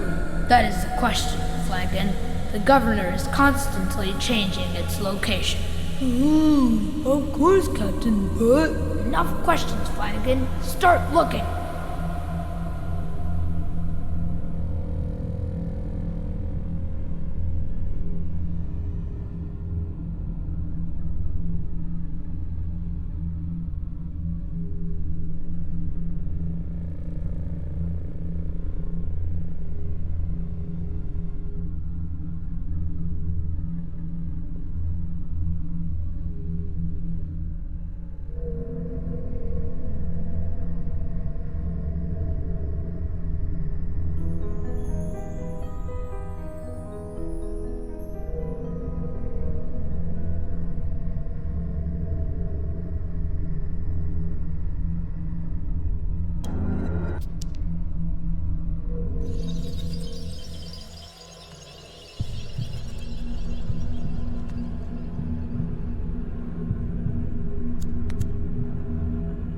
They look pretty dangerous for a kid. Mom doesn't let me go in there. But your dad asked you to go in.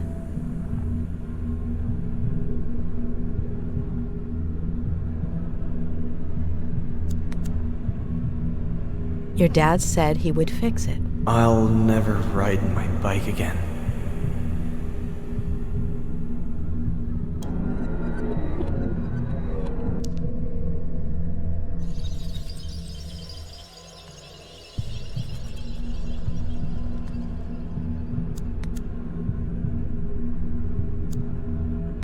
Ed, are you okay?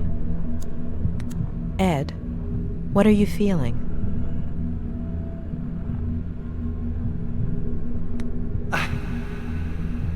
I feel...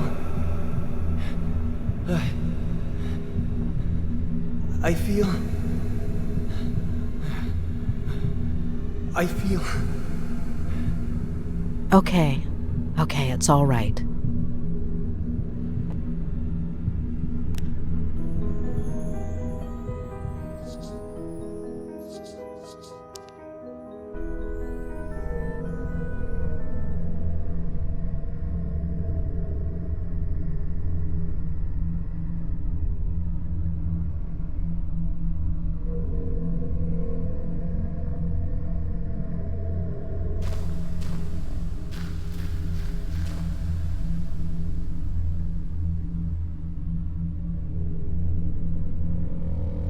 Are you out of your mind?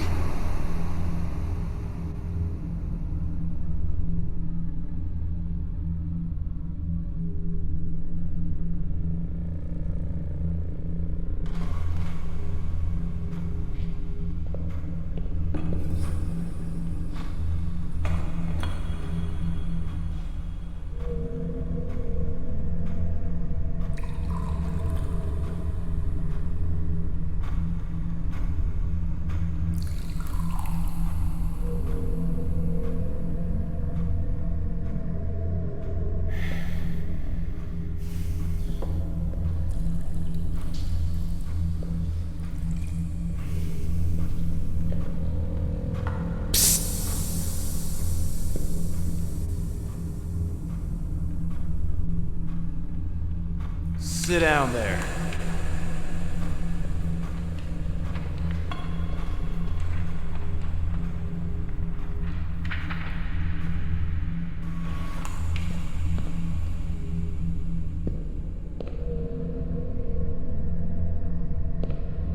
Read this.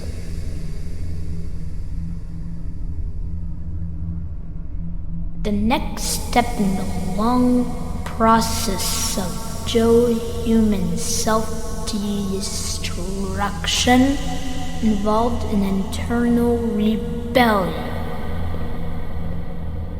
His nervous system out of revenge for being mistreated by Joe.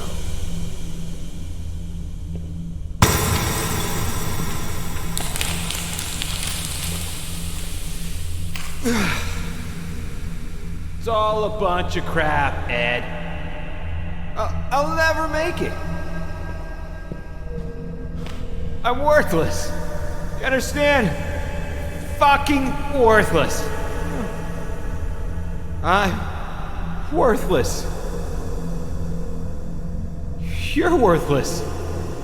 A waste. No matter how hard you try, okay? You're trapped. Remember that. One day it'll come. It'll never go away. Understand? Remember. Dad, I have to.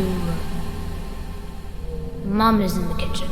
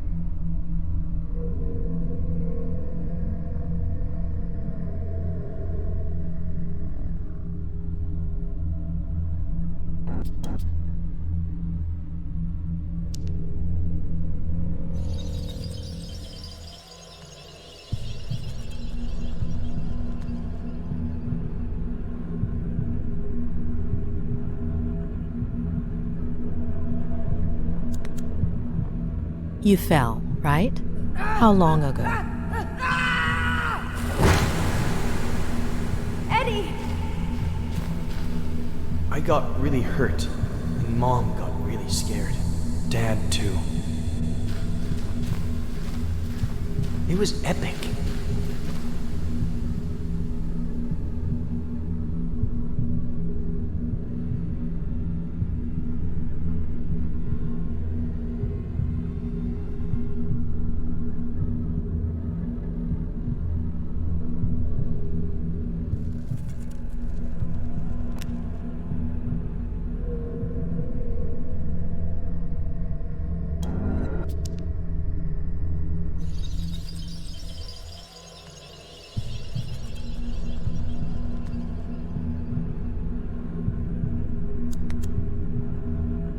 So after falling from the ivy, you didn't get vertigo? What is that? Fear of heights.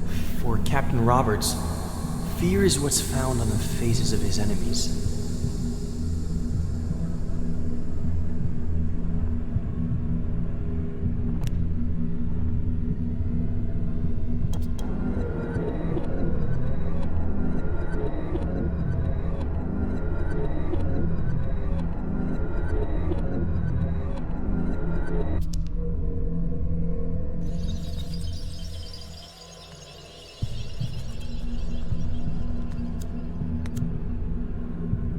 Ed, do you drink? So much.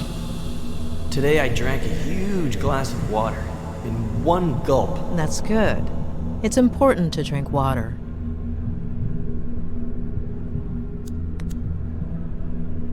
Is it a normal thing for your dad to get really sad all of a sudden? Or angry? Or happy? It wasn't before.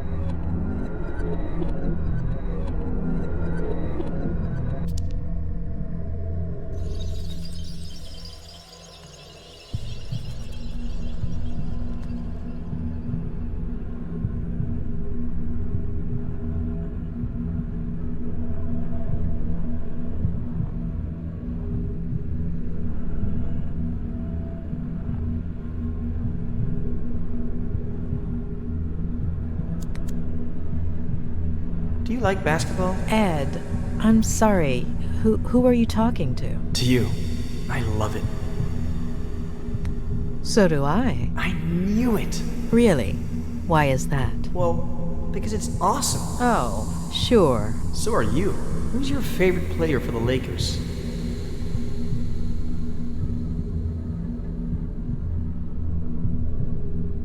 Definitely Magic Johnson. Yeah, right. Too obvious. Has to be from this season. Nick Van Exel is my favorite. Nick the Quick. It's not Magic Johnson, of course. But looking at this season... Yeah, the Lakers aren't what they used to be. It's a shame. Really a shame.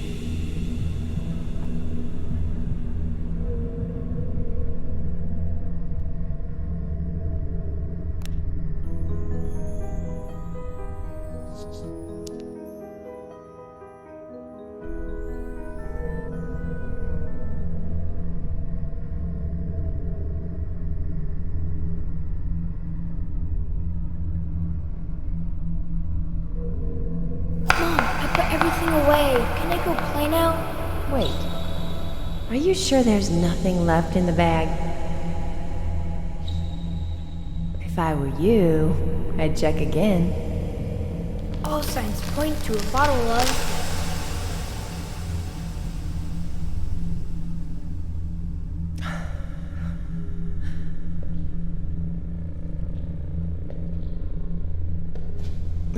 Give me a break. It's not your fault. Oh. Mom! You're bleeding! That's why you were crying. Oh, sorry. I got some on your drawing.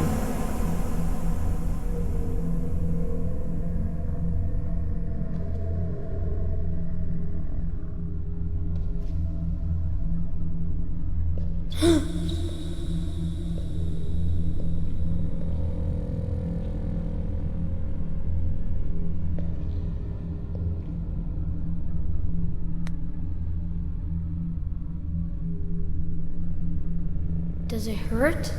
Don't come in! Ow! Ow! Ed! Ow! Eddie!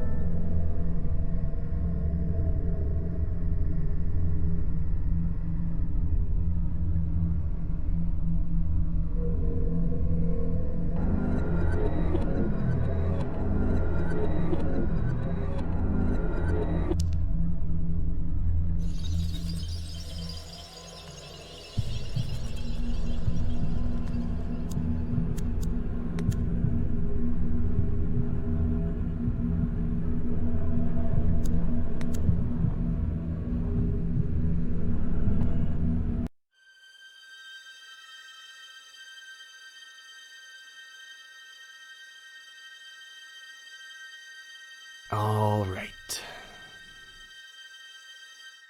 So, you believe me yet, or are you gonna keep at it? I had to give it a try.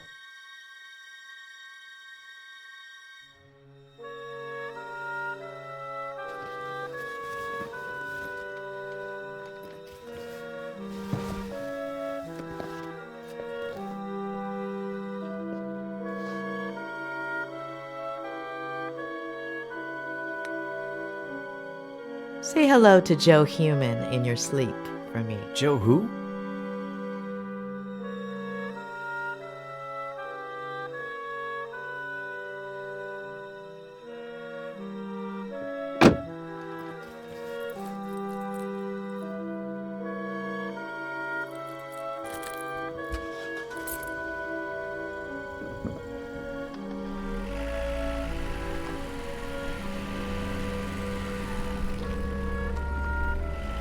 You told me about it. Don't you remember?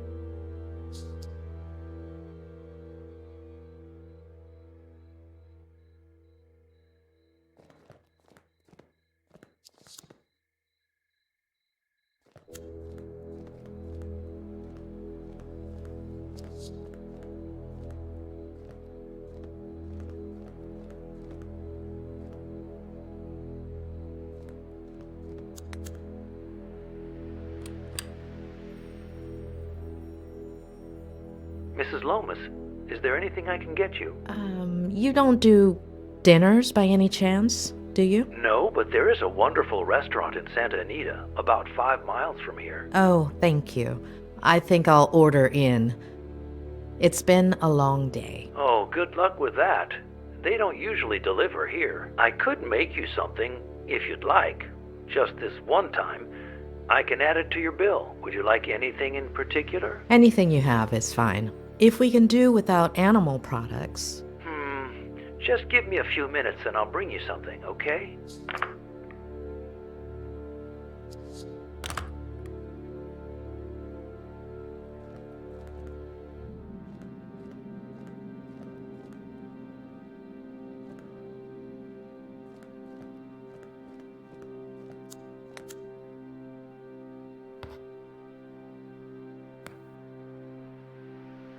It's just what I thought. Ed is unconsciously repressing some of his memories or distorting them. But did he block things out himself or with the help of someone else? Yes, Claire was avoidant when I asked her about Ed's past. What if she played a part in that repression by being elusive, keeping quiet, pretending certain things never happened?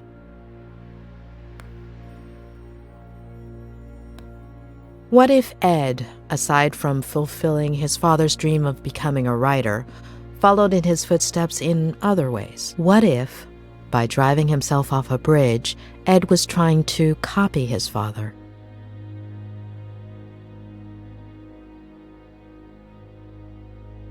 Or maybe it was none of that. Maybe Ed feels guilty for having rebelled against his father. What about his mother? How does one deal with a situation like that? What if a possible sibling Ed has never mentioned is one of the memories he's repressing? Too many questions. I hope Robert has some answers.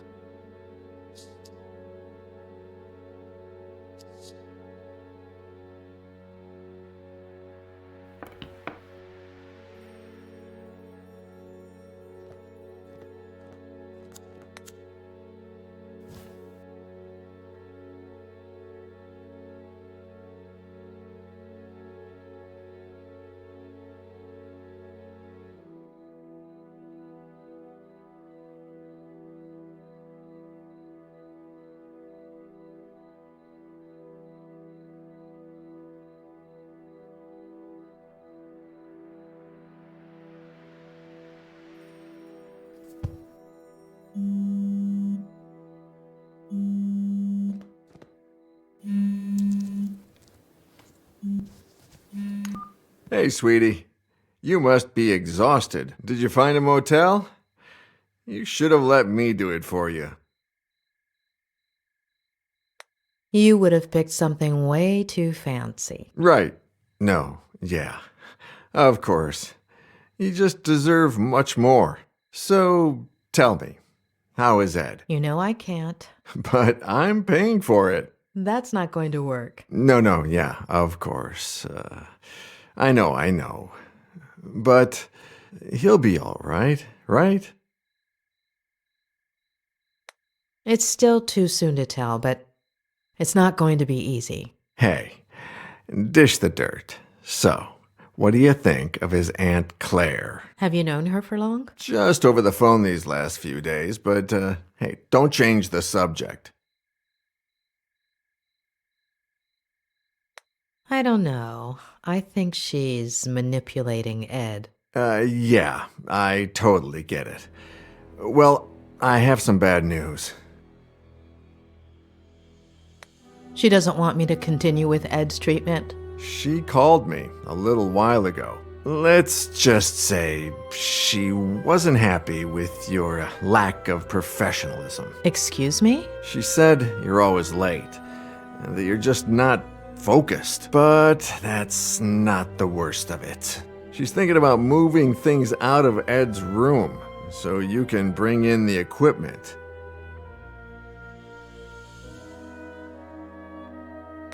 You mean the rehab stuff? Yeah, the walkers and all that. I don't think she realizes you're a psychiatrist or a psychologist. What is it? I always forget. Both. Really? Well, the lady has a whole different picture. I still don't understand why that's a bad thing. Hold on. Ed hates psychiatrists. I'm sure Claire does too. No, yeah, for sure. When they find out. Ed already knows and seems okay with it. As for her, time will tell. Give me a second. I need to think. Yeah, sure. Take your time, sweetie. I'm in no hurry. Although I did order some dinner, and it should be here any minute now.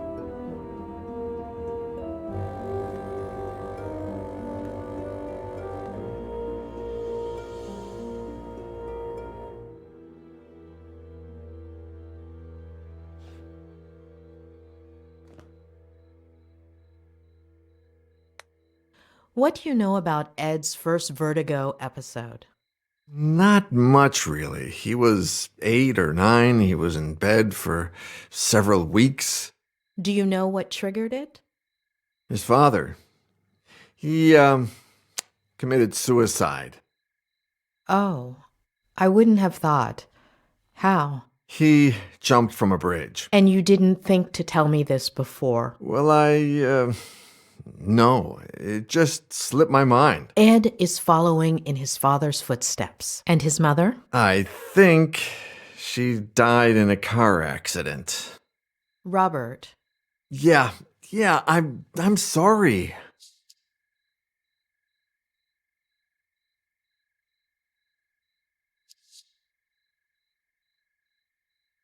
How did you meet Ed? Through a mutual friend, one of his college professors. She gave me his manuscript. I loved it, and we met up. The novel was a diamond in the rough, but it needed a lot of editing. Lucky for him, he was talking to the best editor in Los Angeles. It was a few months' worth of work. He would come over, we'd read, talk, drink. You said you and Ed haven't been as close lately. No. Not nearly as close as we used to be. We'd write occasionally, but ever since Vera... Robert? Yeah, no. Sorry. Are you all right? Yeah. No, I don't know. Yesterday... No. The day before yesterday was the anniversary of Veronica's death. I completely forgot about it. It's been 8 years, and that's never happened to me before. Do you want to talk about it? No, yeah, it's fine. It's just weird. It's like I remember. You said this would happen, didn't you? In our last session. Possibly. Oh, dinner's here. I'll be right back.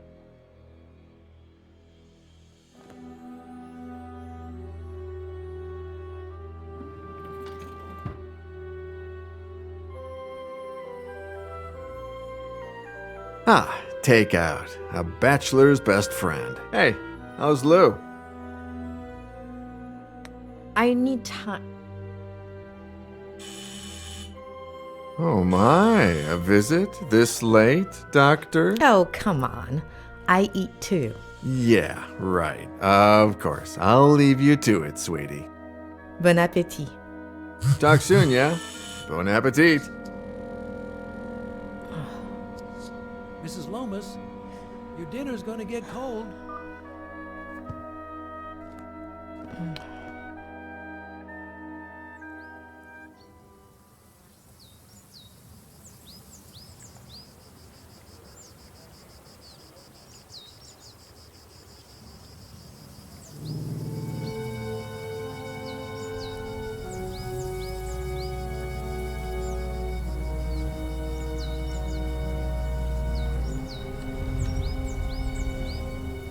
All right, kid. Let's go.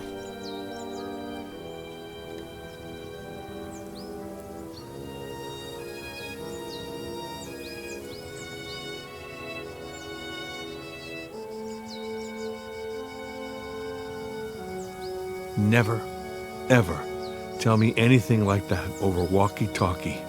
Not ever again. Adam?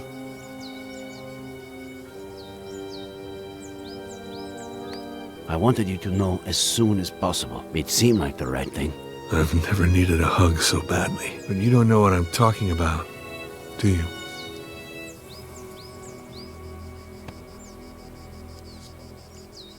Kid. We have to find my aunt.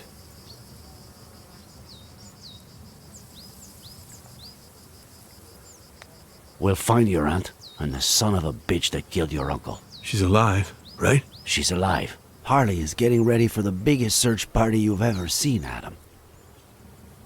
We've already got over 100 volunteers coming. We'll find her. All right? Let's go.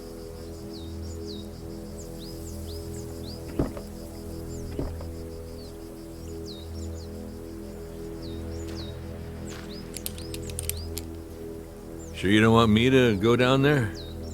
I've done this before. Just pay attention. Give me more or less slack when I tell you to, okay?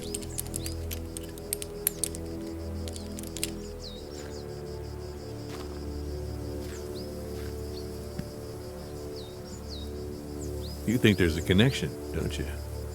Between my uncle and Ed Miller. According to the forensics, your uncle died... Was murdered. A little over a week ago. That same day, or maybe the following, he was going to go fishing with Miller. We are talking pretty much the same day that Miller's car went over that cliff. And then Jackass says he was riding with a girl and a baby that no one's ever heard of. But firemen went down and didn't find anything. We don't put out fires, and they don't find things.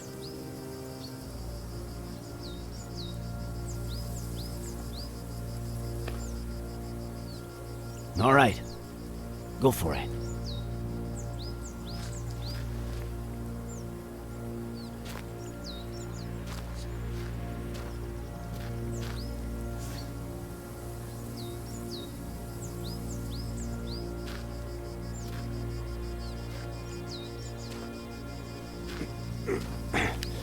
I'm on the ground.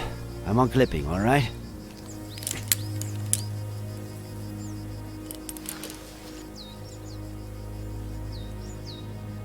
Roger that, boss.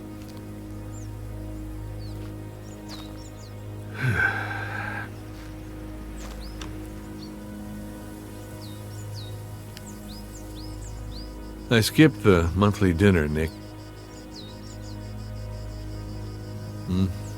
No reason. I just didn't feel like it. I don't know why. Just didn't, you know.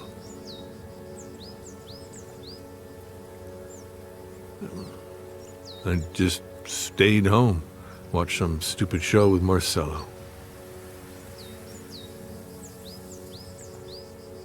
Maybe if I had gone...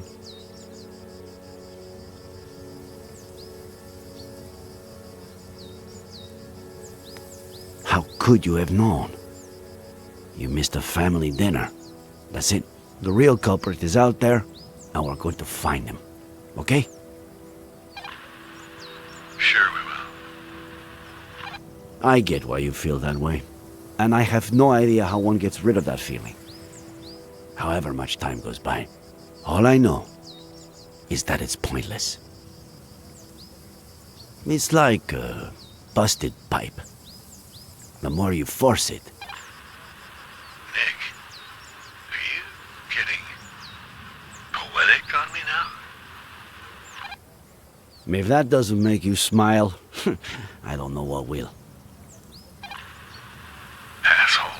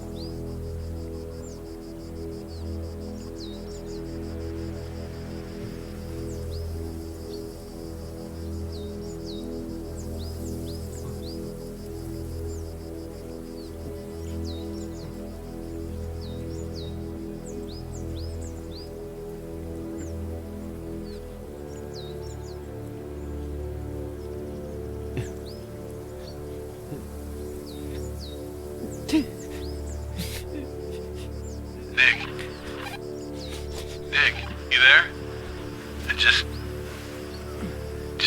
what I said in the car. I'm sorry. Adam, are you getting poetic with me? You asshole.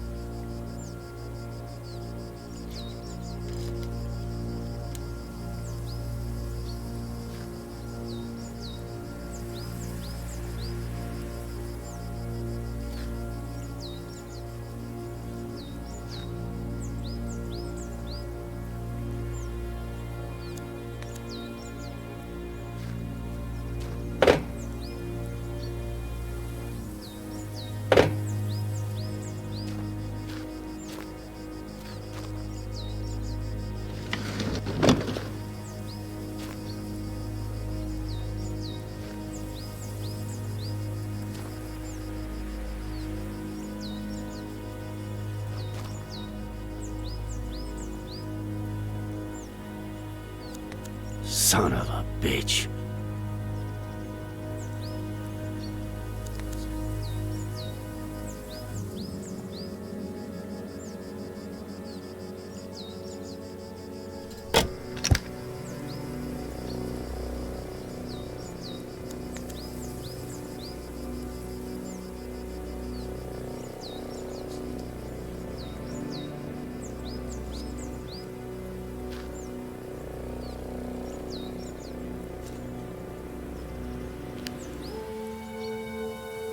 Tell Harley to call forensics. We've got work for them.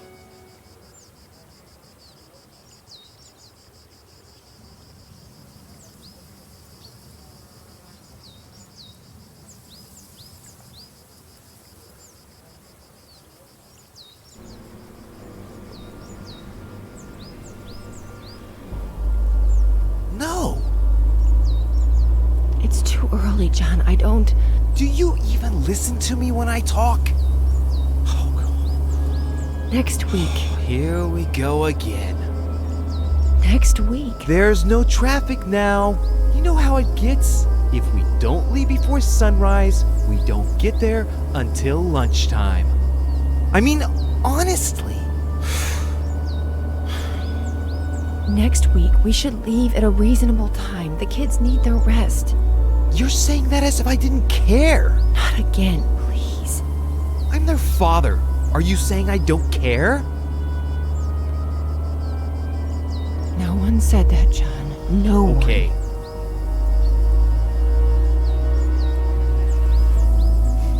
You're not gonna win this fight. It's over.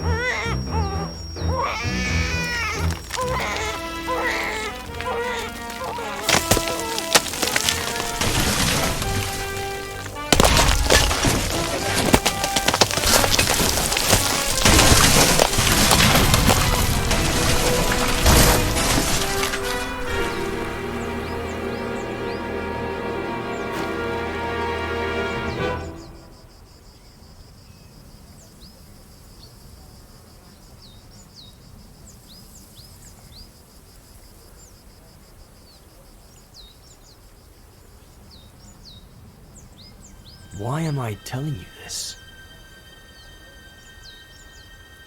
It's important, Ed.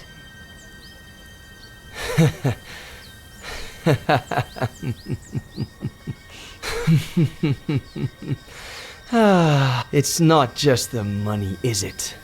You shrinks are all addicted to other people's pain. You get off on it. Tell me about your father, about his... See, case in point. Please.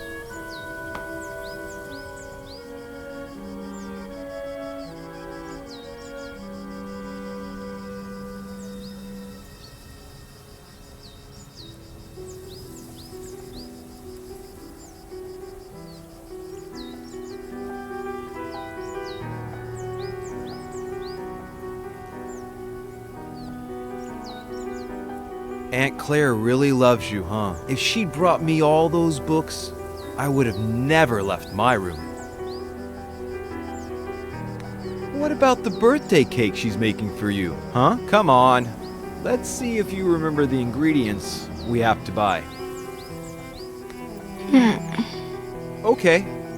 I'll say one, and then you say one. Baking powder. Eggs. Yes. Flour. Yes. Butter. Yes. Molasses. No.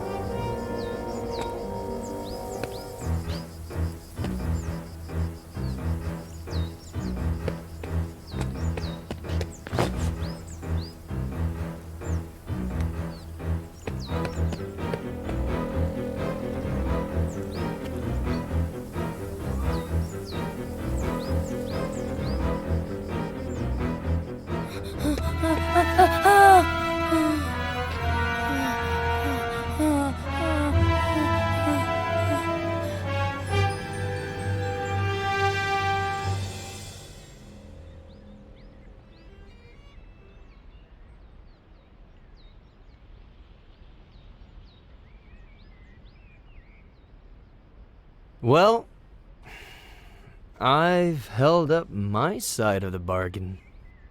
Somebody must be exhausted from all that listening. So, vegan sandwich before going back home,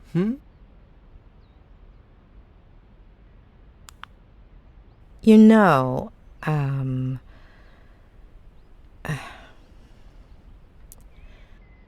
you do know that what you told me is not how things really happened, right? Addicts. That wasn't enough for you? You need a double dose of tragedy? Look at the spiral, please.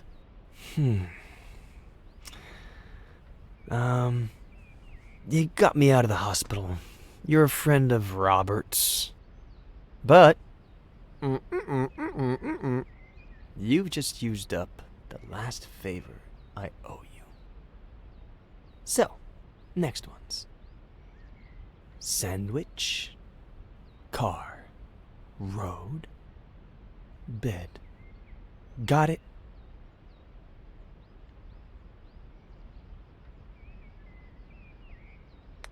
Got it. You're 9. Your parents woke you up in the middle of the night to go on a trip. You fell asleep in the car. Your sister is next to you. You hear your parents, and gradually you wake up.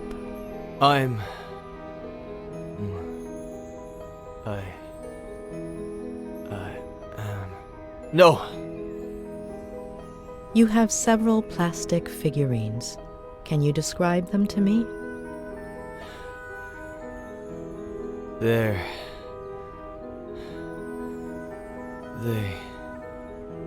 are from... Please, no. No. Wake up, Eddie. No. Wake up. No. Wake up. No! Wake up.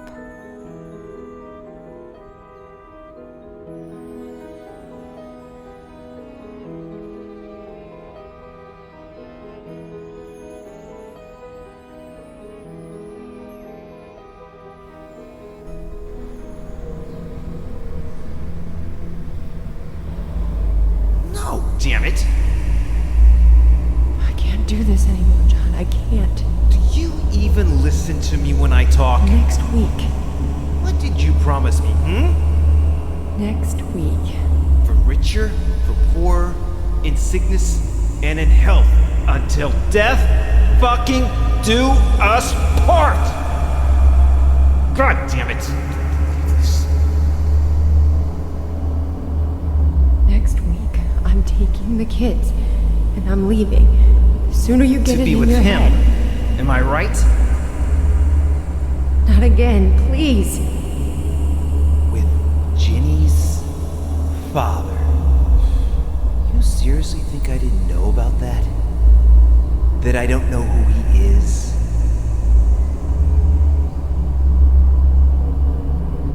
There's nobody, John. Nobody.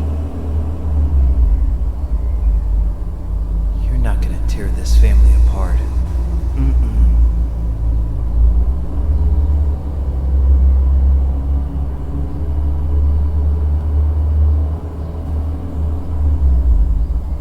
I'll tear it apart first.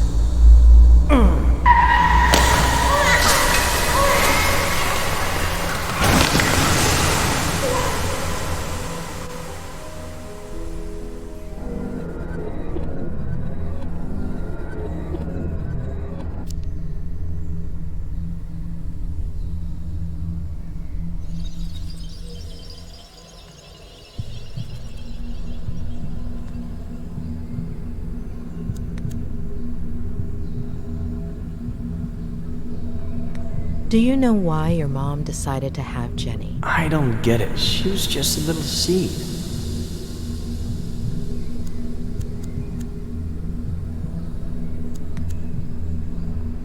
Before, you said your mother winked at you at that point, but actually, she only looked at you. Why? She would do that sometimes. Why did you forget the last look she gave you, Ed?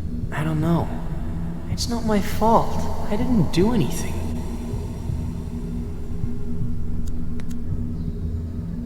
Do you go from San Francisco to Cerro Lake every weekend? Mainly in the summertime. The house in San Francisco is really small. And Dad says his imagination doesn't fit inside, so it ends up jumping out the window. Especially now that they've turned his office into Jenny's room, right? Mm-hmm.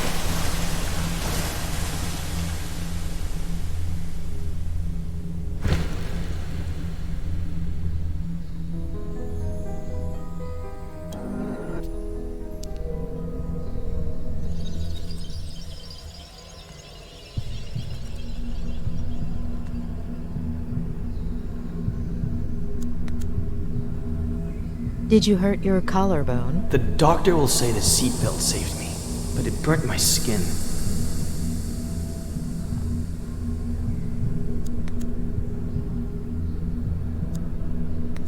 She's asleep, isn't she?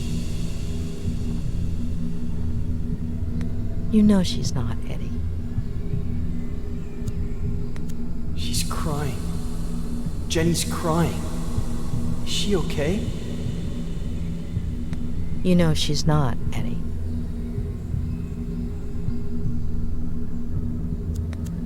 Before, you told me a blowout caused the accident. Yep. But you didn't hear anything, did you, Ed? That's what Dad will tell the police.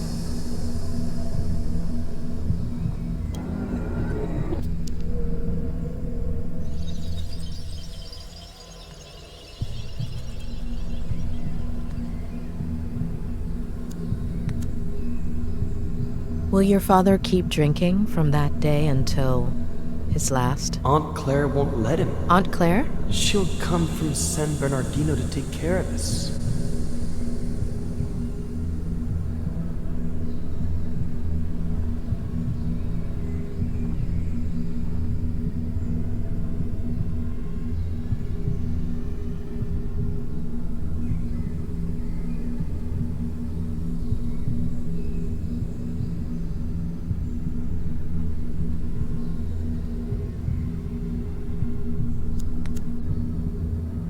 Do you still have that figurine? I'll lose it.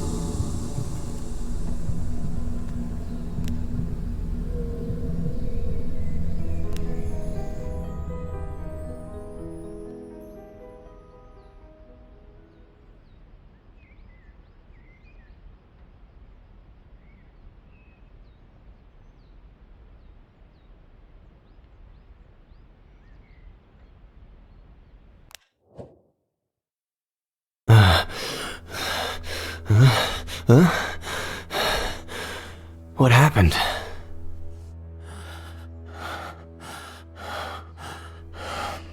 Ed. All right. You have to know the truth. Your father did something that...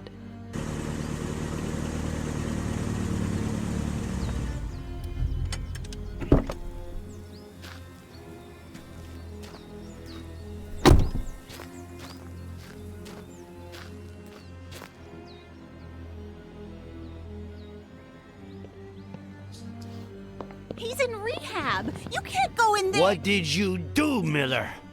Sheriff Reyes. That's me. What the hell did you do? Dr. Lomas? That's me. Oh, sorry. I should... I have to talk to Mr. Miller. Could you wait outside just a minute? I'm sorry to inconvenience you, but... Mr. Miller is my patient. Whatever you need to tell him, it will be in front of me. I understand your predicament, Doctor. But it's serious. I wouldn't be asking you if... I understand your predicament as well, Sheriff. You barged into my patient's room without permission.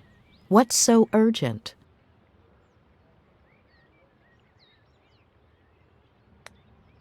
As you know, Mr. Miller is unable to walk. I don't think he'll run off while you're waiting. I know this might seem, irregular, but, if I could just... I don't care what it looks like. I'm not leaving this room. Doctor. Please. Dr. Lomas. I'll take care of this. Please.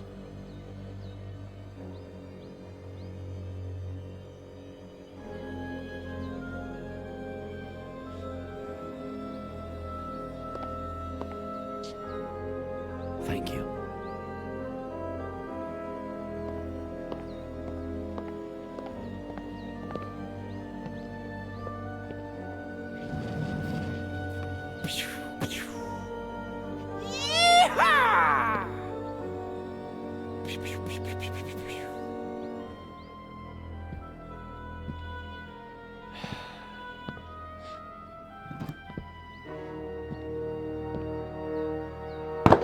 You don't like me, I don't like you. Let's get to the point.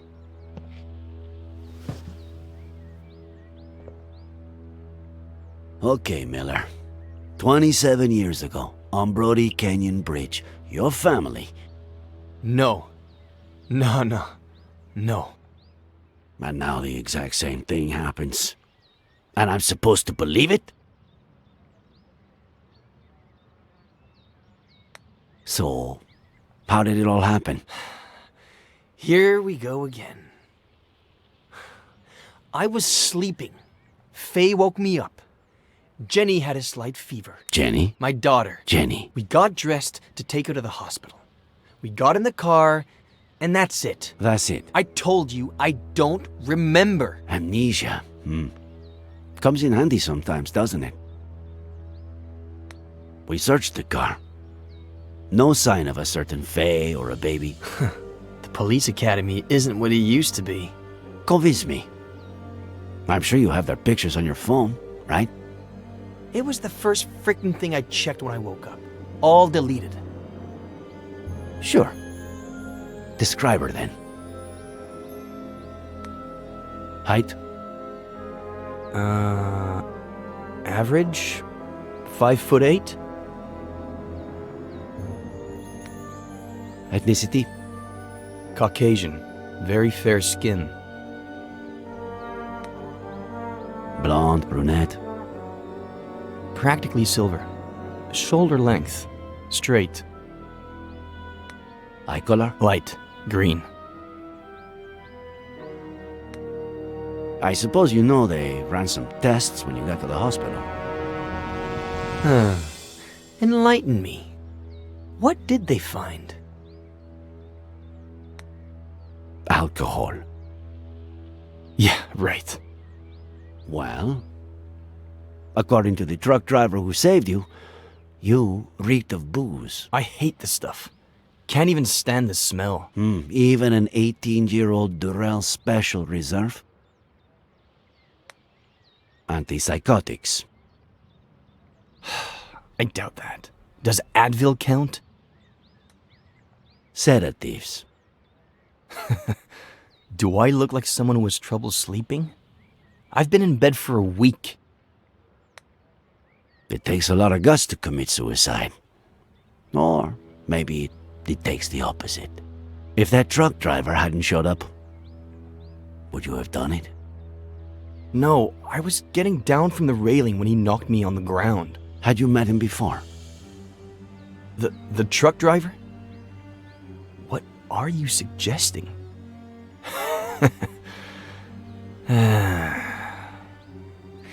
You had me confused for a minute there, Sheriff.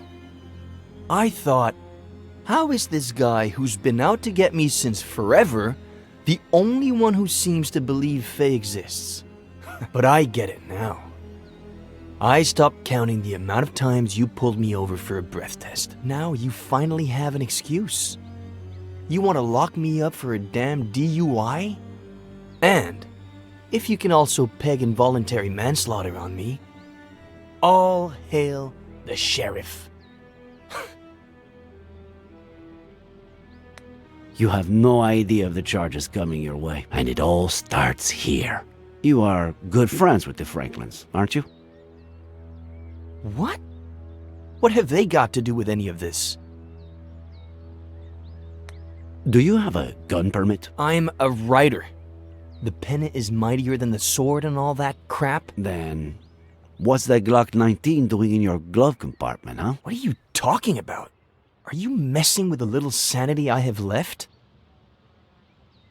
Do you and Samuel Franklin go fishing a lot? Is that a crime? You barely have any friends. Him, I'd say he had, what, none? I don't know. A few years ago, I went for a walk in the woods. He was fishing. I spooked his fish. He ended up showing me the ropes. We go down to the river every once in a while now. Or he just stops by when he's bored. Just your average boy meets old guy story. How do you get along with Esther Franklin? We were close when I was a kid, but that ended when I went to San Bernardino with Aunt Claire. When I came back about 9 years ago, we started to reconnect. She still cares about me, for some reason. All right. That's it. What's going on? Mr. Franklin is missing. Samuel Franklin died from a bullet to the head. The same day, you almost killed yourself.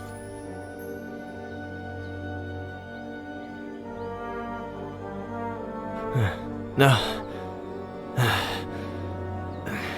No. No. No. No.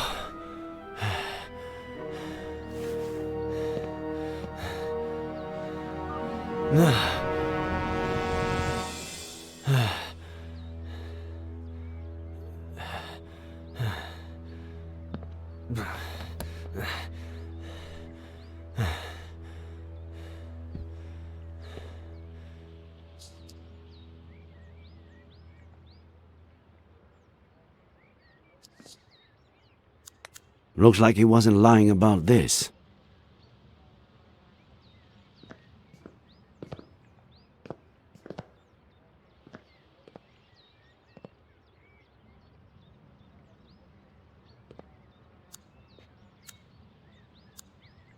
No. If Miller has seen any detective movies, he'll know what I'm trying to do, especially being a writer. Too risky. He's right there, and it doesn't look like he's going anywhere. Miller. What am I, Sheriff? A lunatic? A murderer? Right now, you're just a suspect. We'll see what happens. What about Esther? We have to find her. A search party is all set for this afternoon. We'll find her. And I can't even help. Fucking vertigo.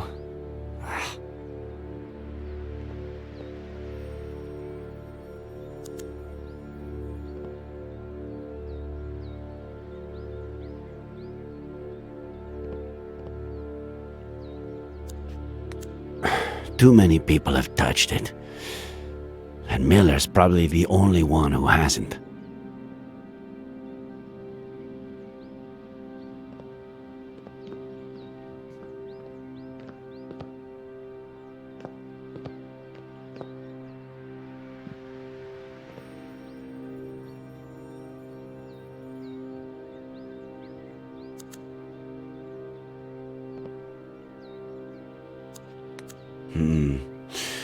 What if I handed it to him? With some excuse. To look at something. Maybe a picture of this Faye. What did he say she looked like?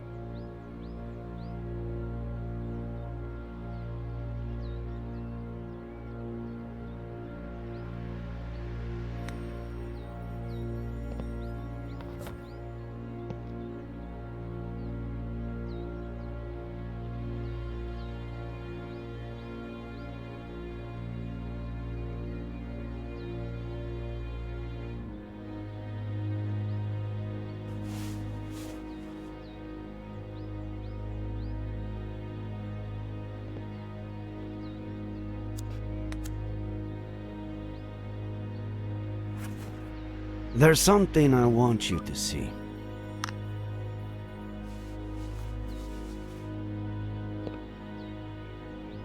You could be a huge help.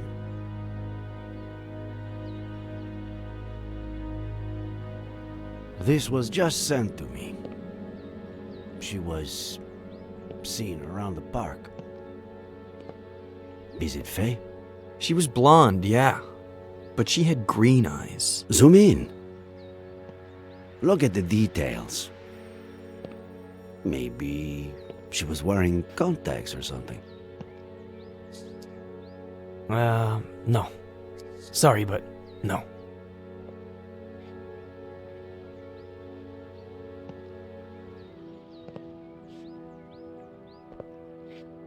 Hey, Sheriff. Find Esther. By the way, we found your cap in the ravine. What cap? The one with the stars and stripes. No.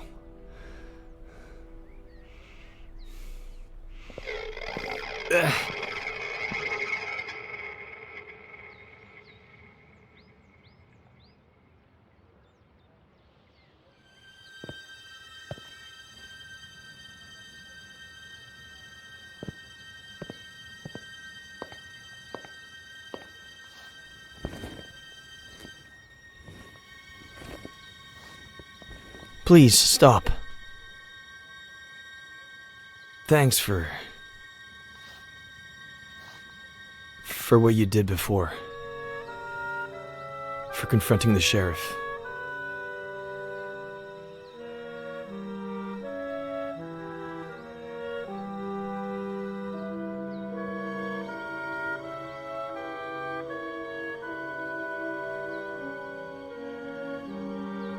Please help me.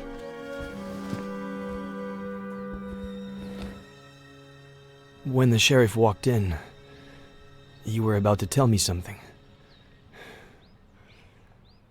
Don't leave me hanging.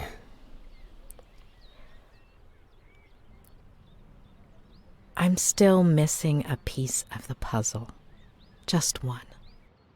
Give me that piece and I'll tell you everything without the fear of hurting you anymore. Before your childhood accident, days, maybe weeks earlier, if that's what I think it is, something your father told you about your mother, or the other way around. Something that made you take sides.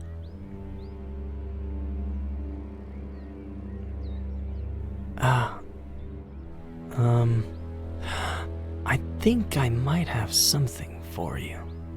I think... Yeah. It was the weekend before the accident. I was completely obsessed with his sea shanty.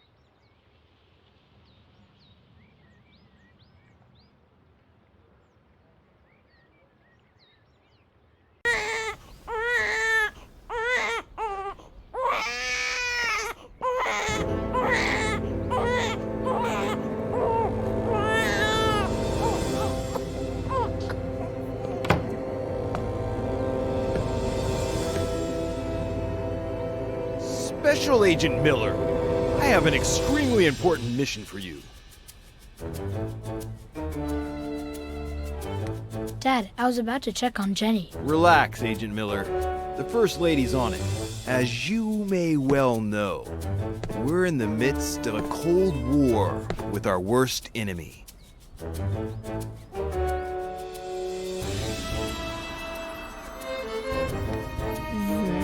The KGB. Well said. You're such a darn genius, Miller. You'll make a fine major. That darn KGB. Several of their agents have placed 3 nuclear bombs in one of our top secret submarine bases.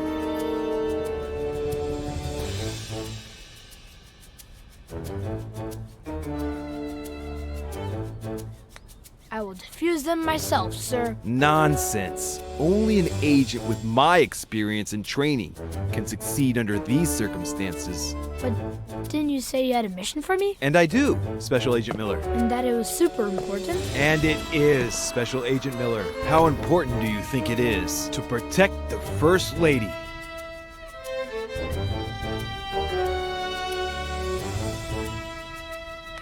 The bomb thing sounds way more important and cooler. Don't be fooled, Special Agent Miller. Nothing is more important than the First Lady. And who are we protecting her from, sir? That's what we need to find out. Precisely that. There's a double agent among us. A traitor.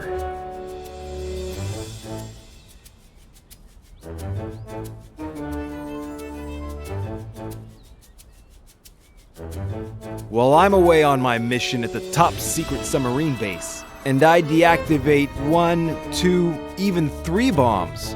You will become the First Lady's shadow.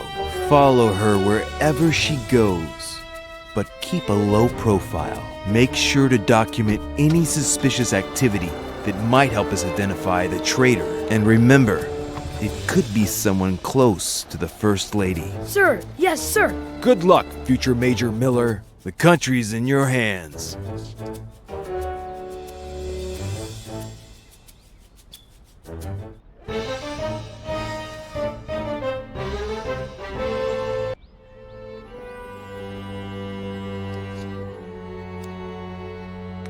Where's the other one?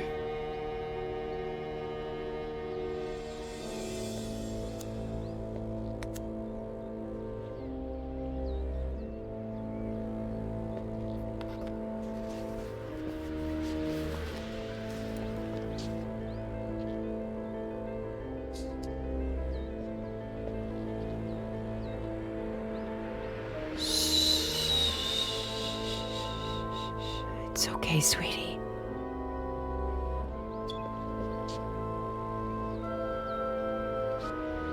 Lieutenant Flanagan, do you copy? I do, sir, just like you ordered. Do you have a visual of the presidential suite? Loud and clear, sir. Good. Let me know when she exits and heads towards the conference center. I can't risk her seeing me. Darn it, Flanagan.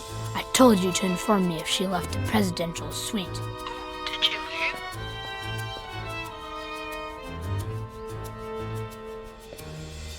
She's in the dining hall. Follow her and hide.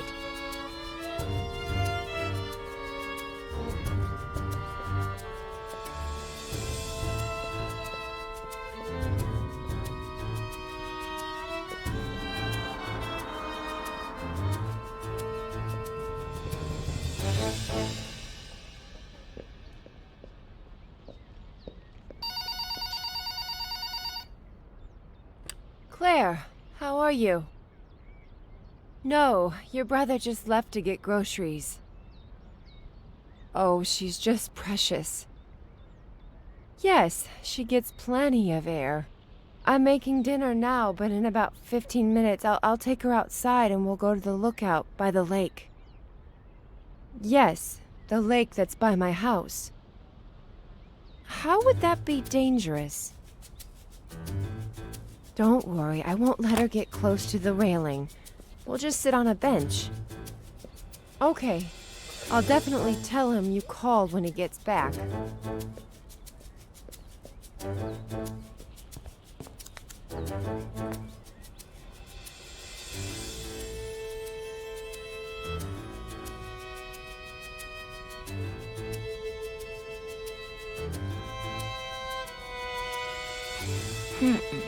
There's still something missing.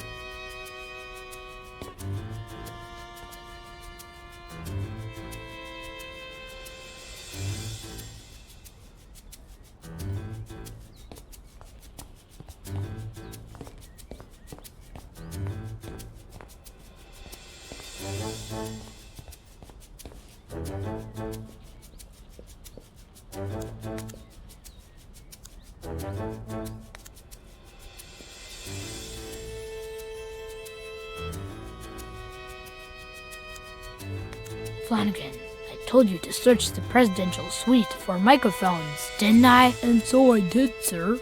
But there weren't any. Do me a favor. Schedule an appointment with the CIA eye doctor, will you? Yes, sir. For who? Just do it. I have a feeling things are about to get dirty around here.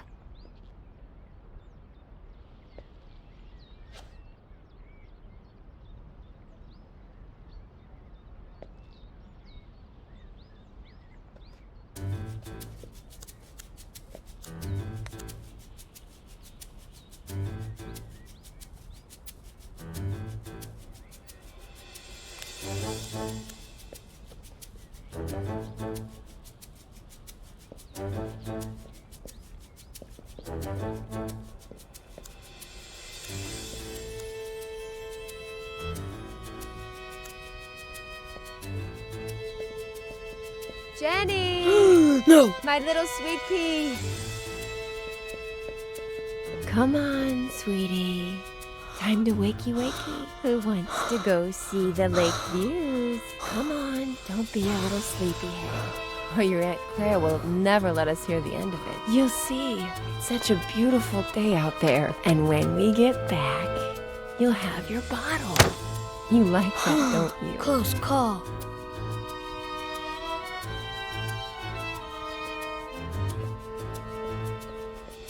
So, I scheduled that appointment with the eye doctor. Okay. Alright, good flanking.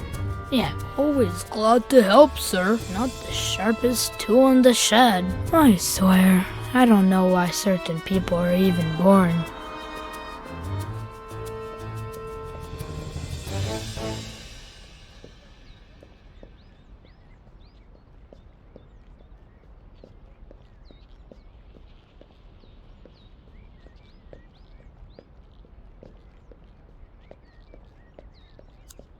Huh, just like I figured. It has decoded an enemy message. Clever spy Miller smells something. Proceed with plan with extreme caution. Lucky for us, this one wasn't written in the traitor's native tongue.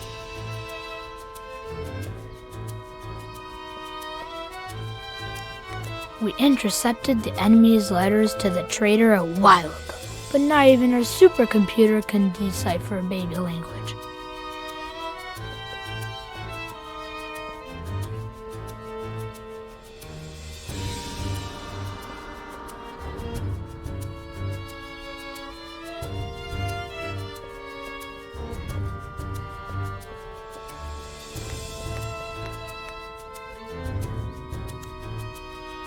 Are you following the First Lady, sir? Not yet. I need my camo helmet first, but I can't find it. Oh, I washed it for you, sir. I left it in the hangar. By the tanks and motorcycles.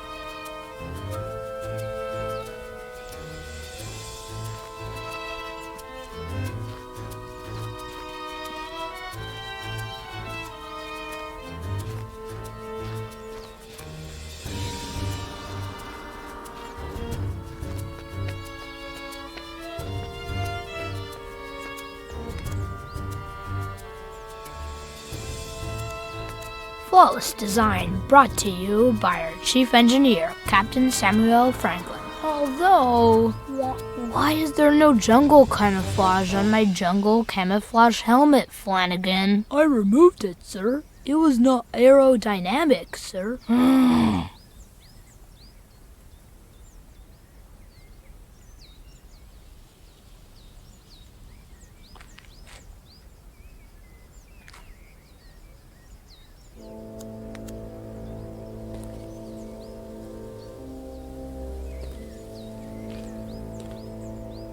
Another great fix by our chief engineer, Captain Samuel Franklin.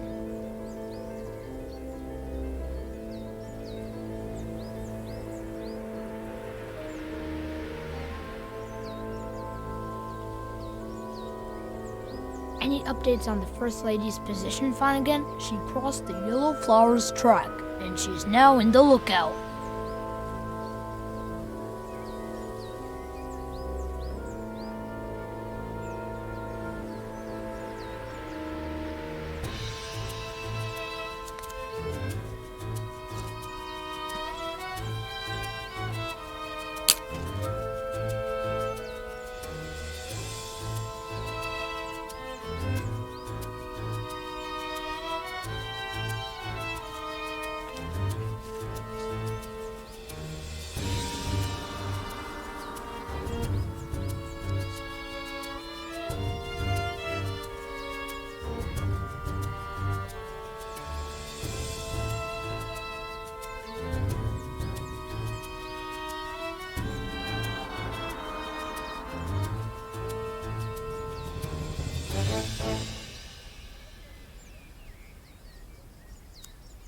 I crashed the star creation of our chief engineer, Captain Samuel Franklin, chasing a KGB agent, but I managed to catch him.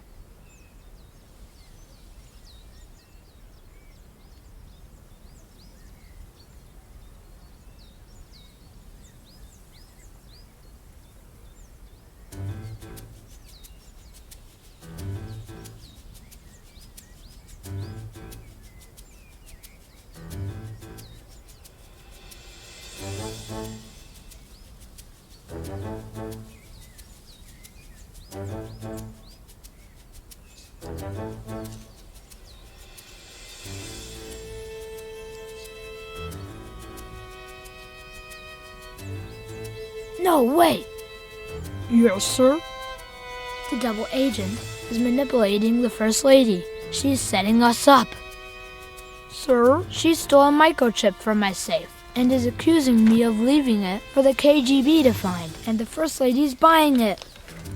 Now, if that's not suspicious activity.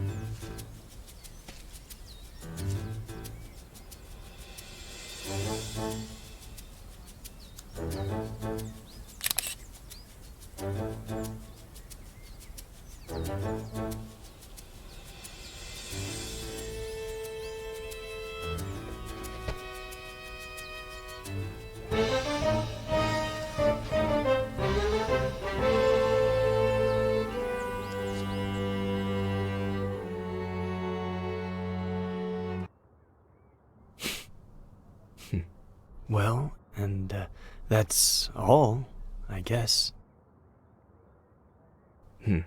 Shall we?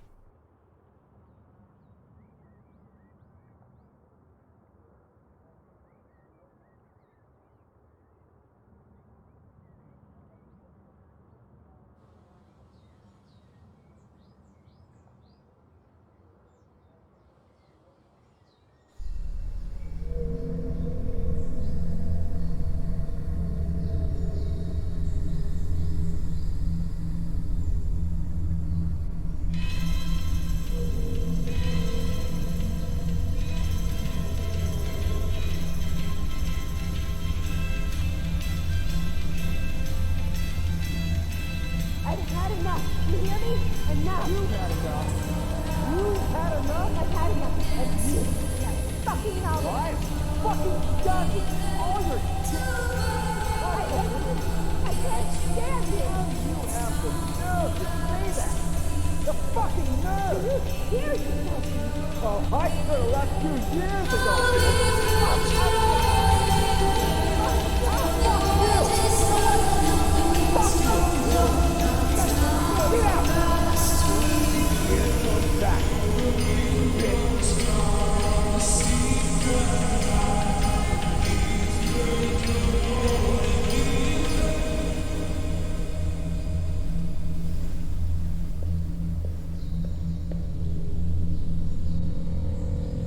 Lieutenant Flanagan, we have a new mission. A KGB agent has infiltrated the presidential palace with a single goal: to drive a wedge between the president and the First Lady, putting an end to a vital, long-standing alliance. But we won't let the KGB get away with it. We will unmask the traitor and save our nation.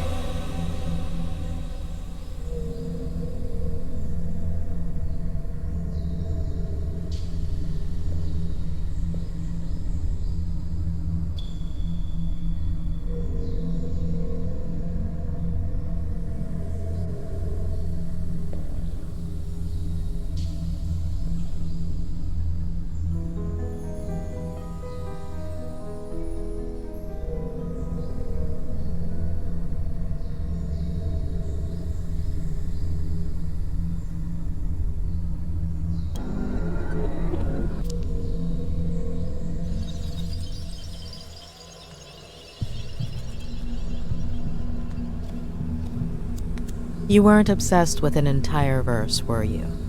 Only with one sentence. Leave her, Johnny. Leave her. Maybe.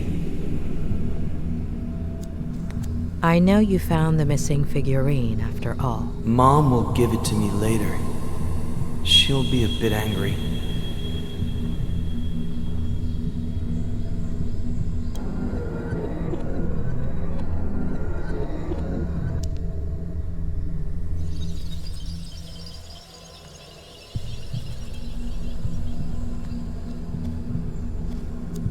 Why don't you trust your sister, Jenny? Because she takes up all of Mom's attention, and then she can't be with me or with Dad, and then Dad gets mad.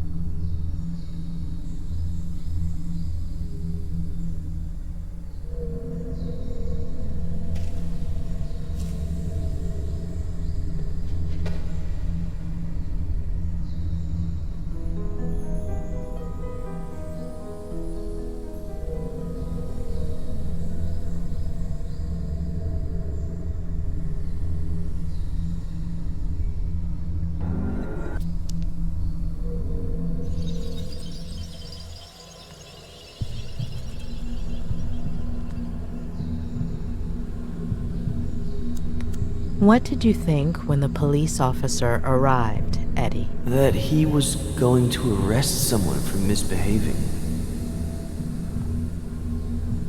Yeah, or I don't know.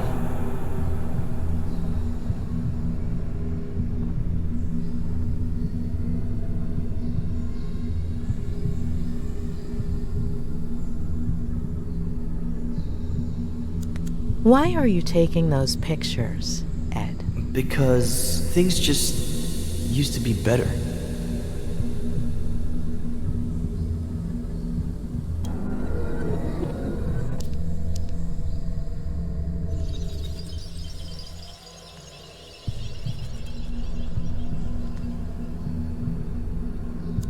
What did you think right there, Eddie? That Jenny isn't bad. It's the police officer that's bad. How did Jenny get a hold of that figurine? Sometimes Dad sleeps in Mom and Dad's room in the morning or in the afternoon. And Mom comes and changes Jenny's diaper on my bed. So I go outside to play.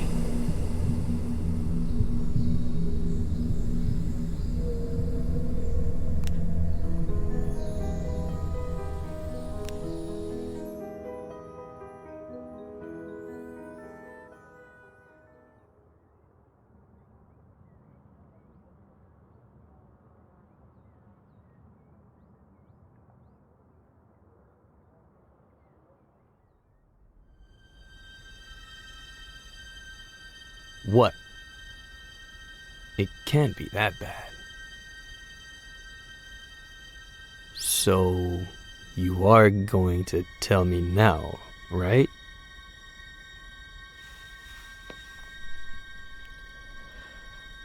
You've been repressing and twisting your own memories since...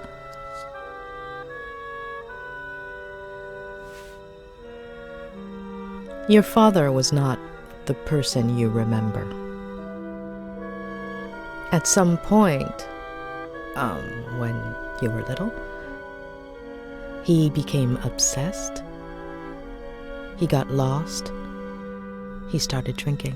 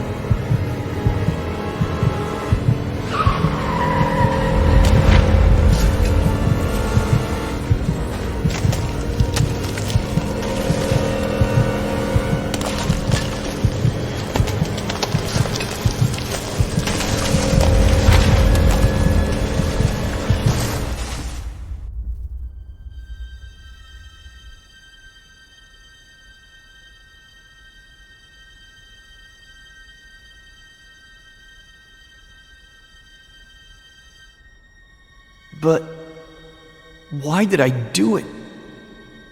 Jenny. Plenty of older brothers feel jealous of their siblings. It's normal. It would have passed. It was all my fault. No, it wasn't. The picture. If I hadn't... The same thing would have happened. Sooner or later, your dad would have found out. And instead of an accident, it would have been a slap or a beating or a push, or a knife. And what good does knowing do me? You've been carrying that guilt for years, building a prison of fake memories just to hide it. From yourself, from everyone. And it's been gnawing at you. But you need to let it go.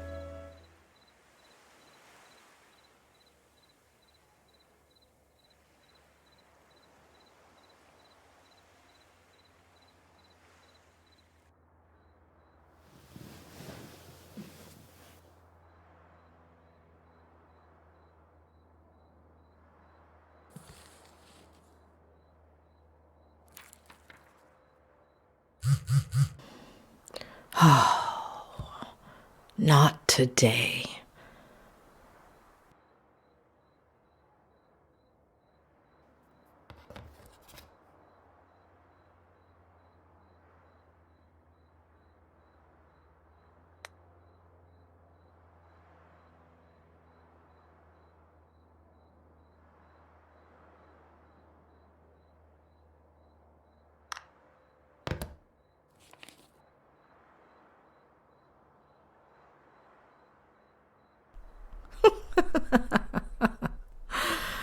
Oh, Ed, you're the most loyal person I've ever met. Doctor? It's Sheriff Reyes.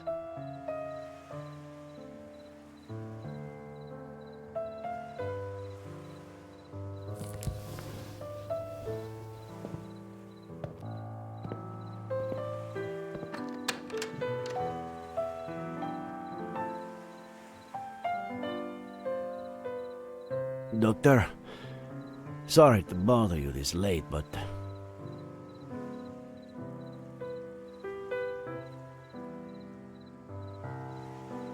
It is a little late. I sent you a few messages on the way, but It was you. Why are you here? What do you want? It's late, I know. We were looking for Esther Franklin until just now. Did you find anything? There's still hope. I'm sorry about this morning. And you know I don't want to put your career on the line, but we both want to get to the bottom of Ed Miller's story. Why don't we help each other? There's a really pretty lookout near here. We could discuss this.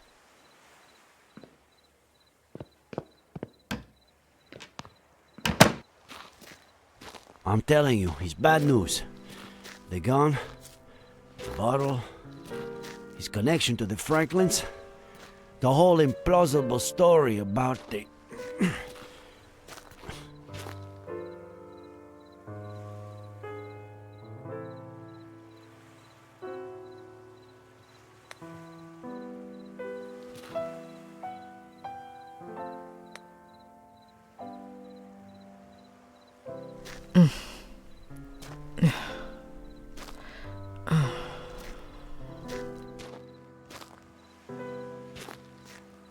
Like I was saying, there are too many signs, huh? I'm not saying he's guilty, it's just... it's hard to see it any other way.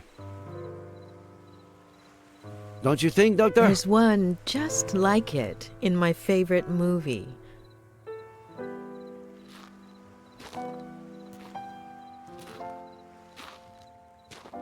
I can't say I'm a movie buff myself. No.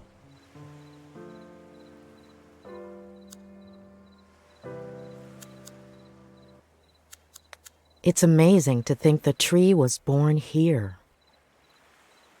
That it died here. And that we've only been here about this much.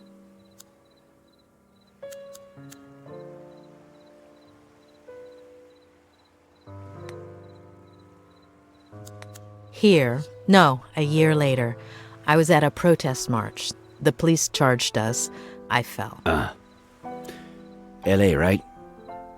Did they crush you? 3 knee operations. What were you doing at the time? I don't know. Patrol during the day to make a buck, study at night to be a sheriff. I was born about here. You? About the same.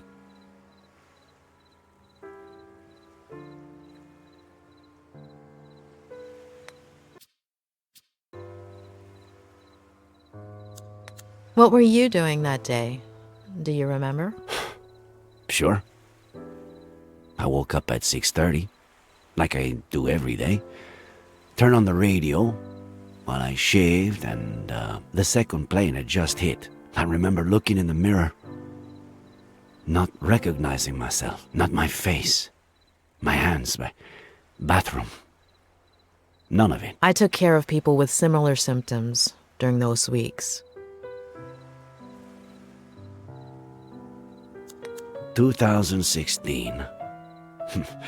I became sheriff. Congratulations. I had no idea what I was getting myself into. 2016. All right. I didn't know what I was getting myself into either. Did you become sheriff too? I fell in love. Ah, damn. Of course. Sorry. I have to insist. I know Miller is hiding something. He's lying. To lie, you have to be aware that you're lying. Nice one. But Miller knows exactly what he's doing. He only has trouble remembering certain things. Things that you do remember. I don't understand. Tell me about Maddie Miller, please. Excuse me? About your relationship with her. In the early 90s, you did a little more than just work and study to be sheriff.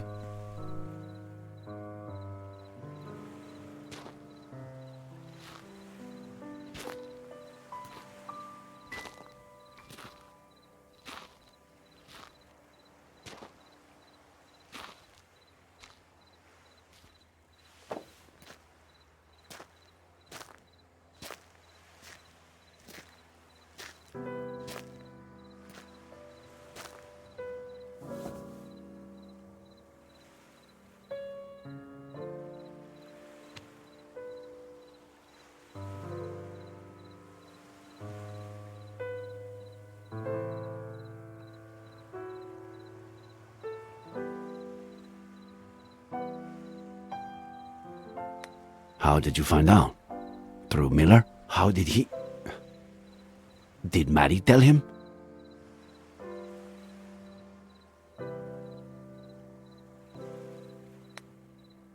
I asked first. You scratch my back, and I'll scratch yours. We were inseparable as kids. I spent more time at her house, the one you've been to, than my own, in high school. Everyone thought we were dating. Then, she went to school in San Francisco. We'd meet up some weekends, until one summer, she came back arm in arm with John Miller. We didn't see each other for years. Ed would have been 5 or 6 when we ran into each other and started meeting. A coffee, a walk, dinner, a motel. Later, pregnant with Jenny, she distanced herself from me. I thought the girl had helped her marriage, that she was happy.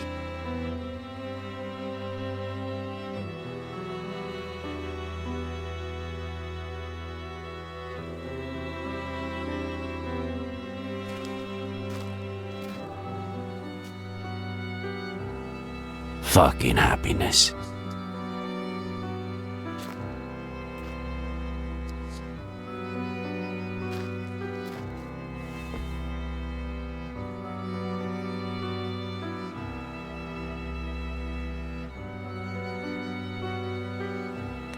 She's a beautiful girl. Isn't she? Beautiful. And a bottomless pit. You'd gobble your mummy right up, wouldn't you? Thanks for coming after all this time. How have you been?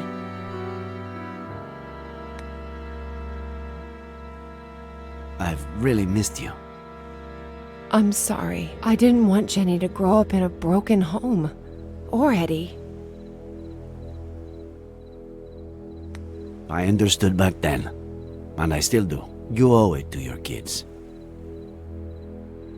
I felt guilty. John deserved a chance. I thought the baby... I was wrong. Is he still drinking? He's burying me alive. What did he do? If he touched a single hair.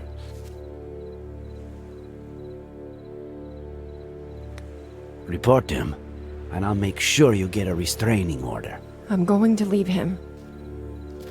I'm gonna tell him next week.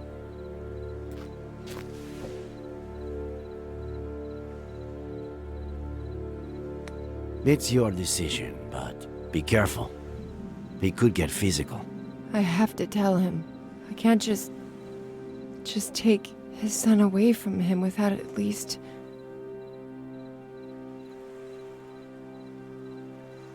Jenny is yours. Take her.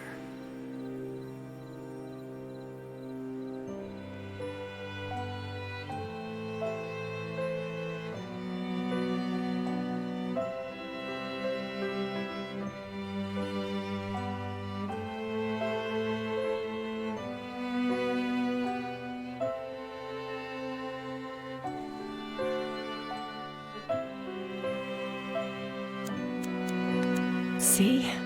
She has your eyes. And he... doesn't suspect anything? Since the very beginning. She's got something in her hand. Oh, get it, will you?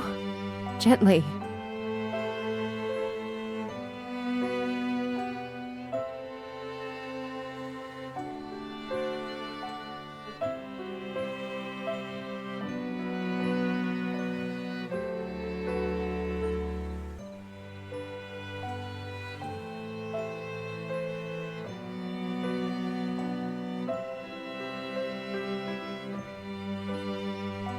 Oh, Eddie. He leaves stuff everywhere. How do you know she's not... John's? You've never tried to sleep with someone after you've downed a bottle of whiskey, have you? Well... What am I saying? You're ready for water after half a beer. Come with me. The three of you. Let's take it slowly. I can't risk custody.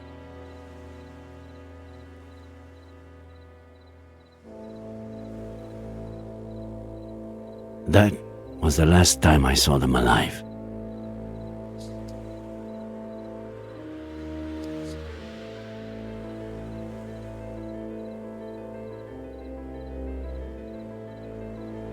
Was it you who found them? I wanted to kill that son of a bitch, but he took that away from me too.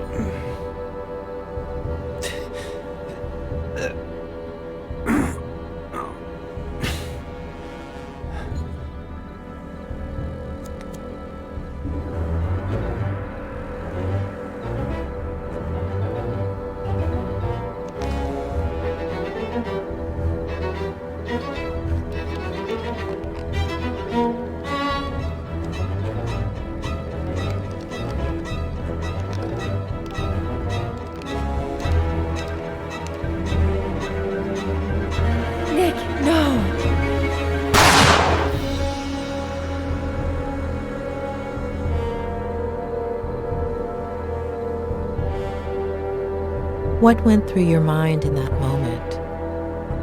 Why did you move it away?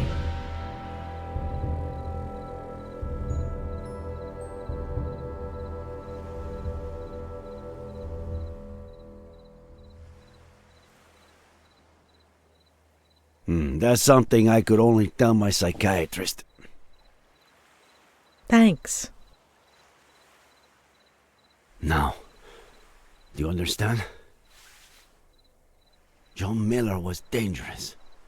His son is too. The same look in his eye. I'm worried about you.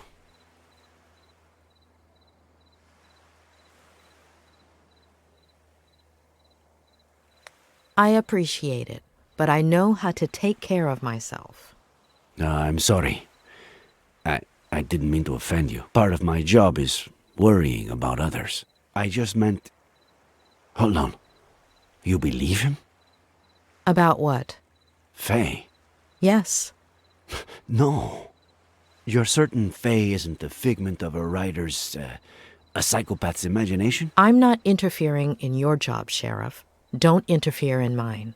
Throughout my career, I've met a great deal of psychopaths.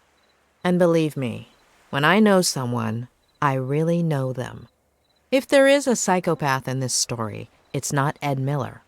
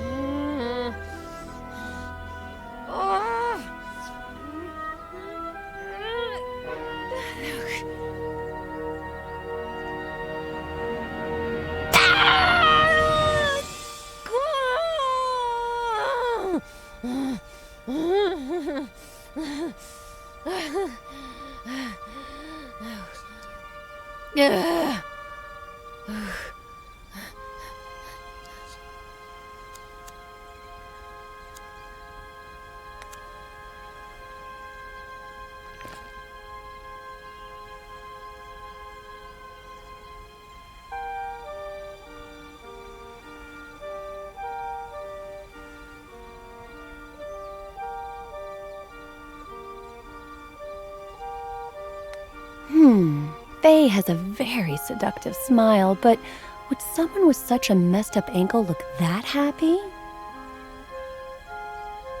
Aren't you a little too happy, Faye, considering how much that's gotta hurt?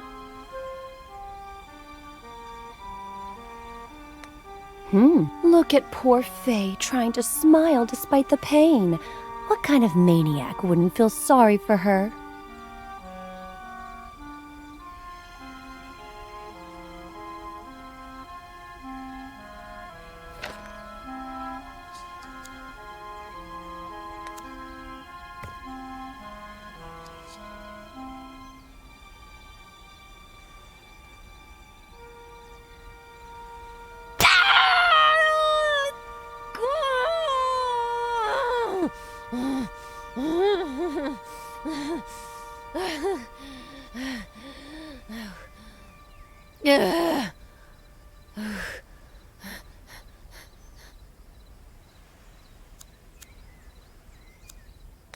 Oh, that looks like it hurts a lot, Faye.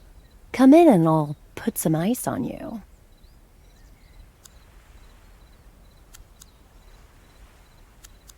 How come you didn't call an ambulance? Faye. I tried to, but my battery died.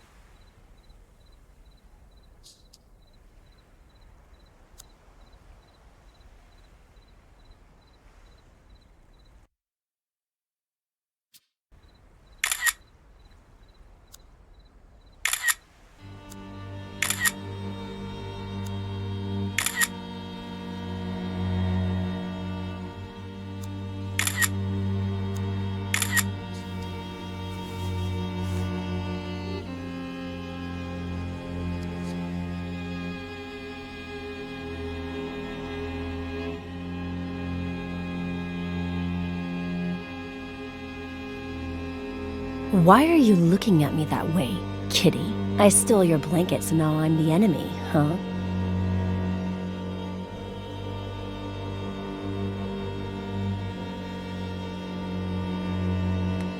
Not yet.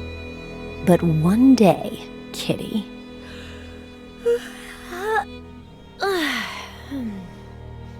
Ed? You there? Have you eaten? I'm hungry. I can order something online. Something? My favorite. There might even be leftovers in the fridge. Something left over? Even better. I'll check the fridge. Don't order anything, okay?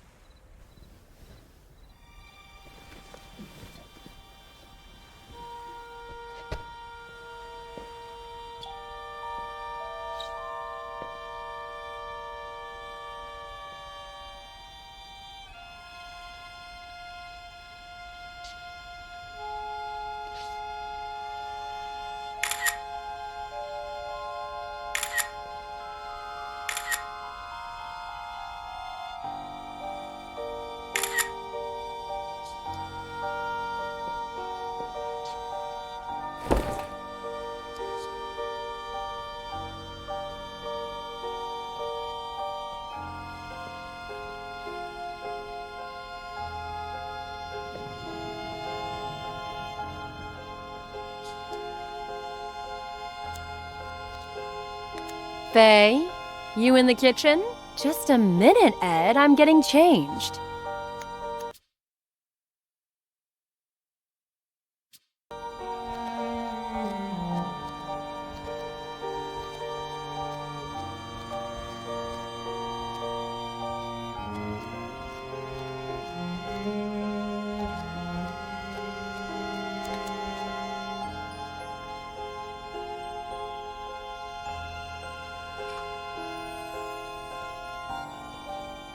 One out of 5 on my list of things to make sure he delivers. But I'll need a more secure base of operations.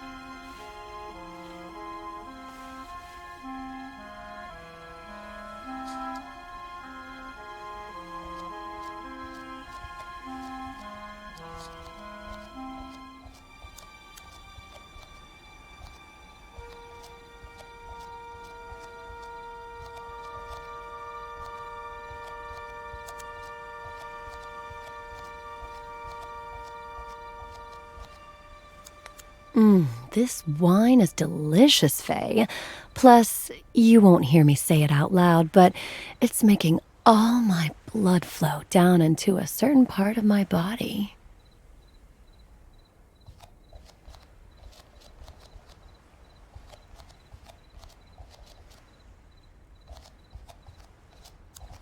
I still have things to do.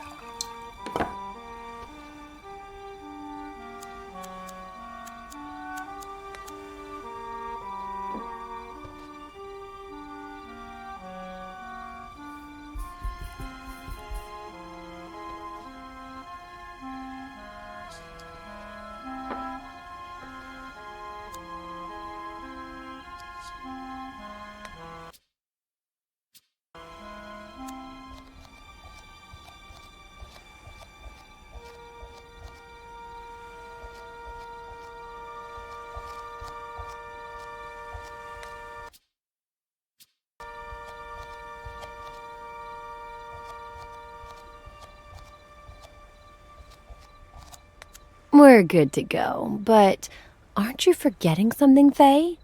Didn't you want to see his family before hooking up with him?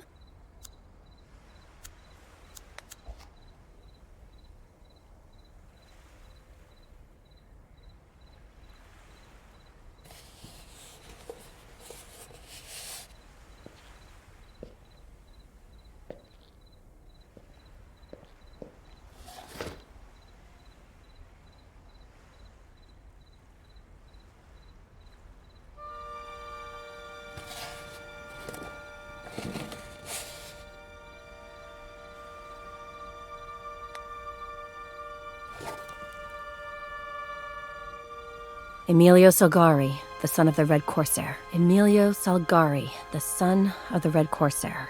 Emilio Salgari, the son of the Red Corsair. Emilio Salgari, the son of the Red Corsair.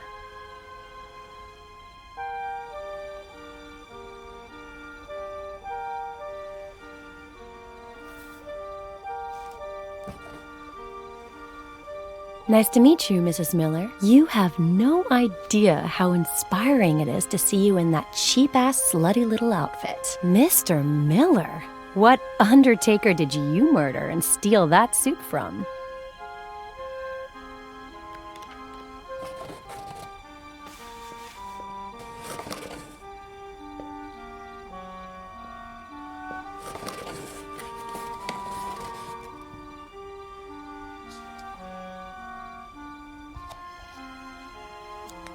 Finally, time to smile again.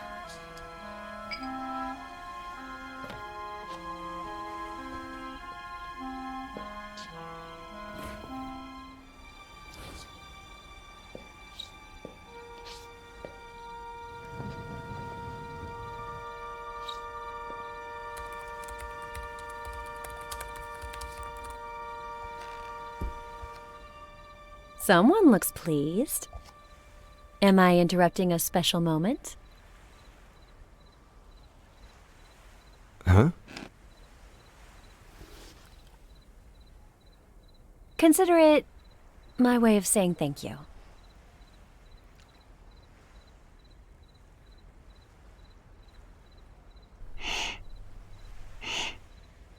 A toast?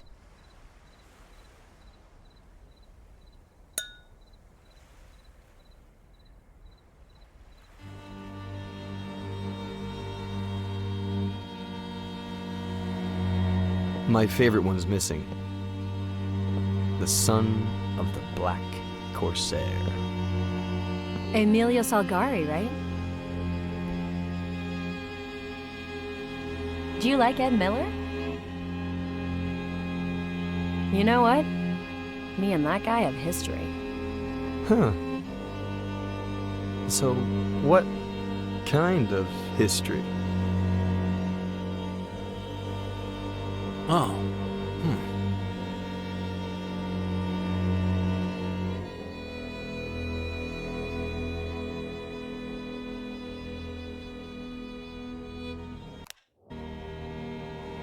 The bad kind.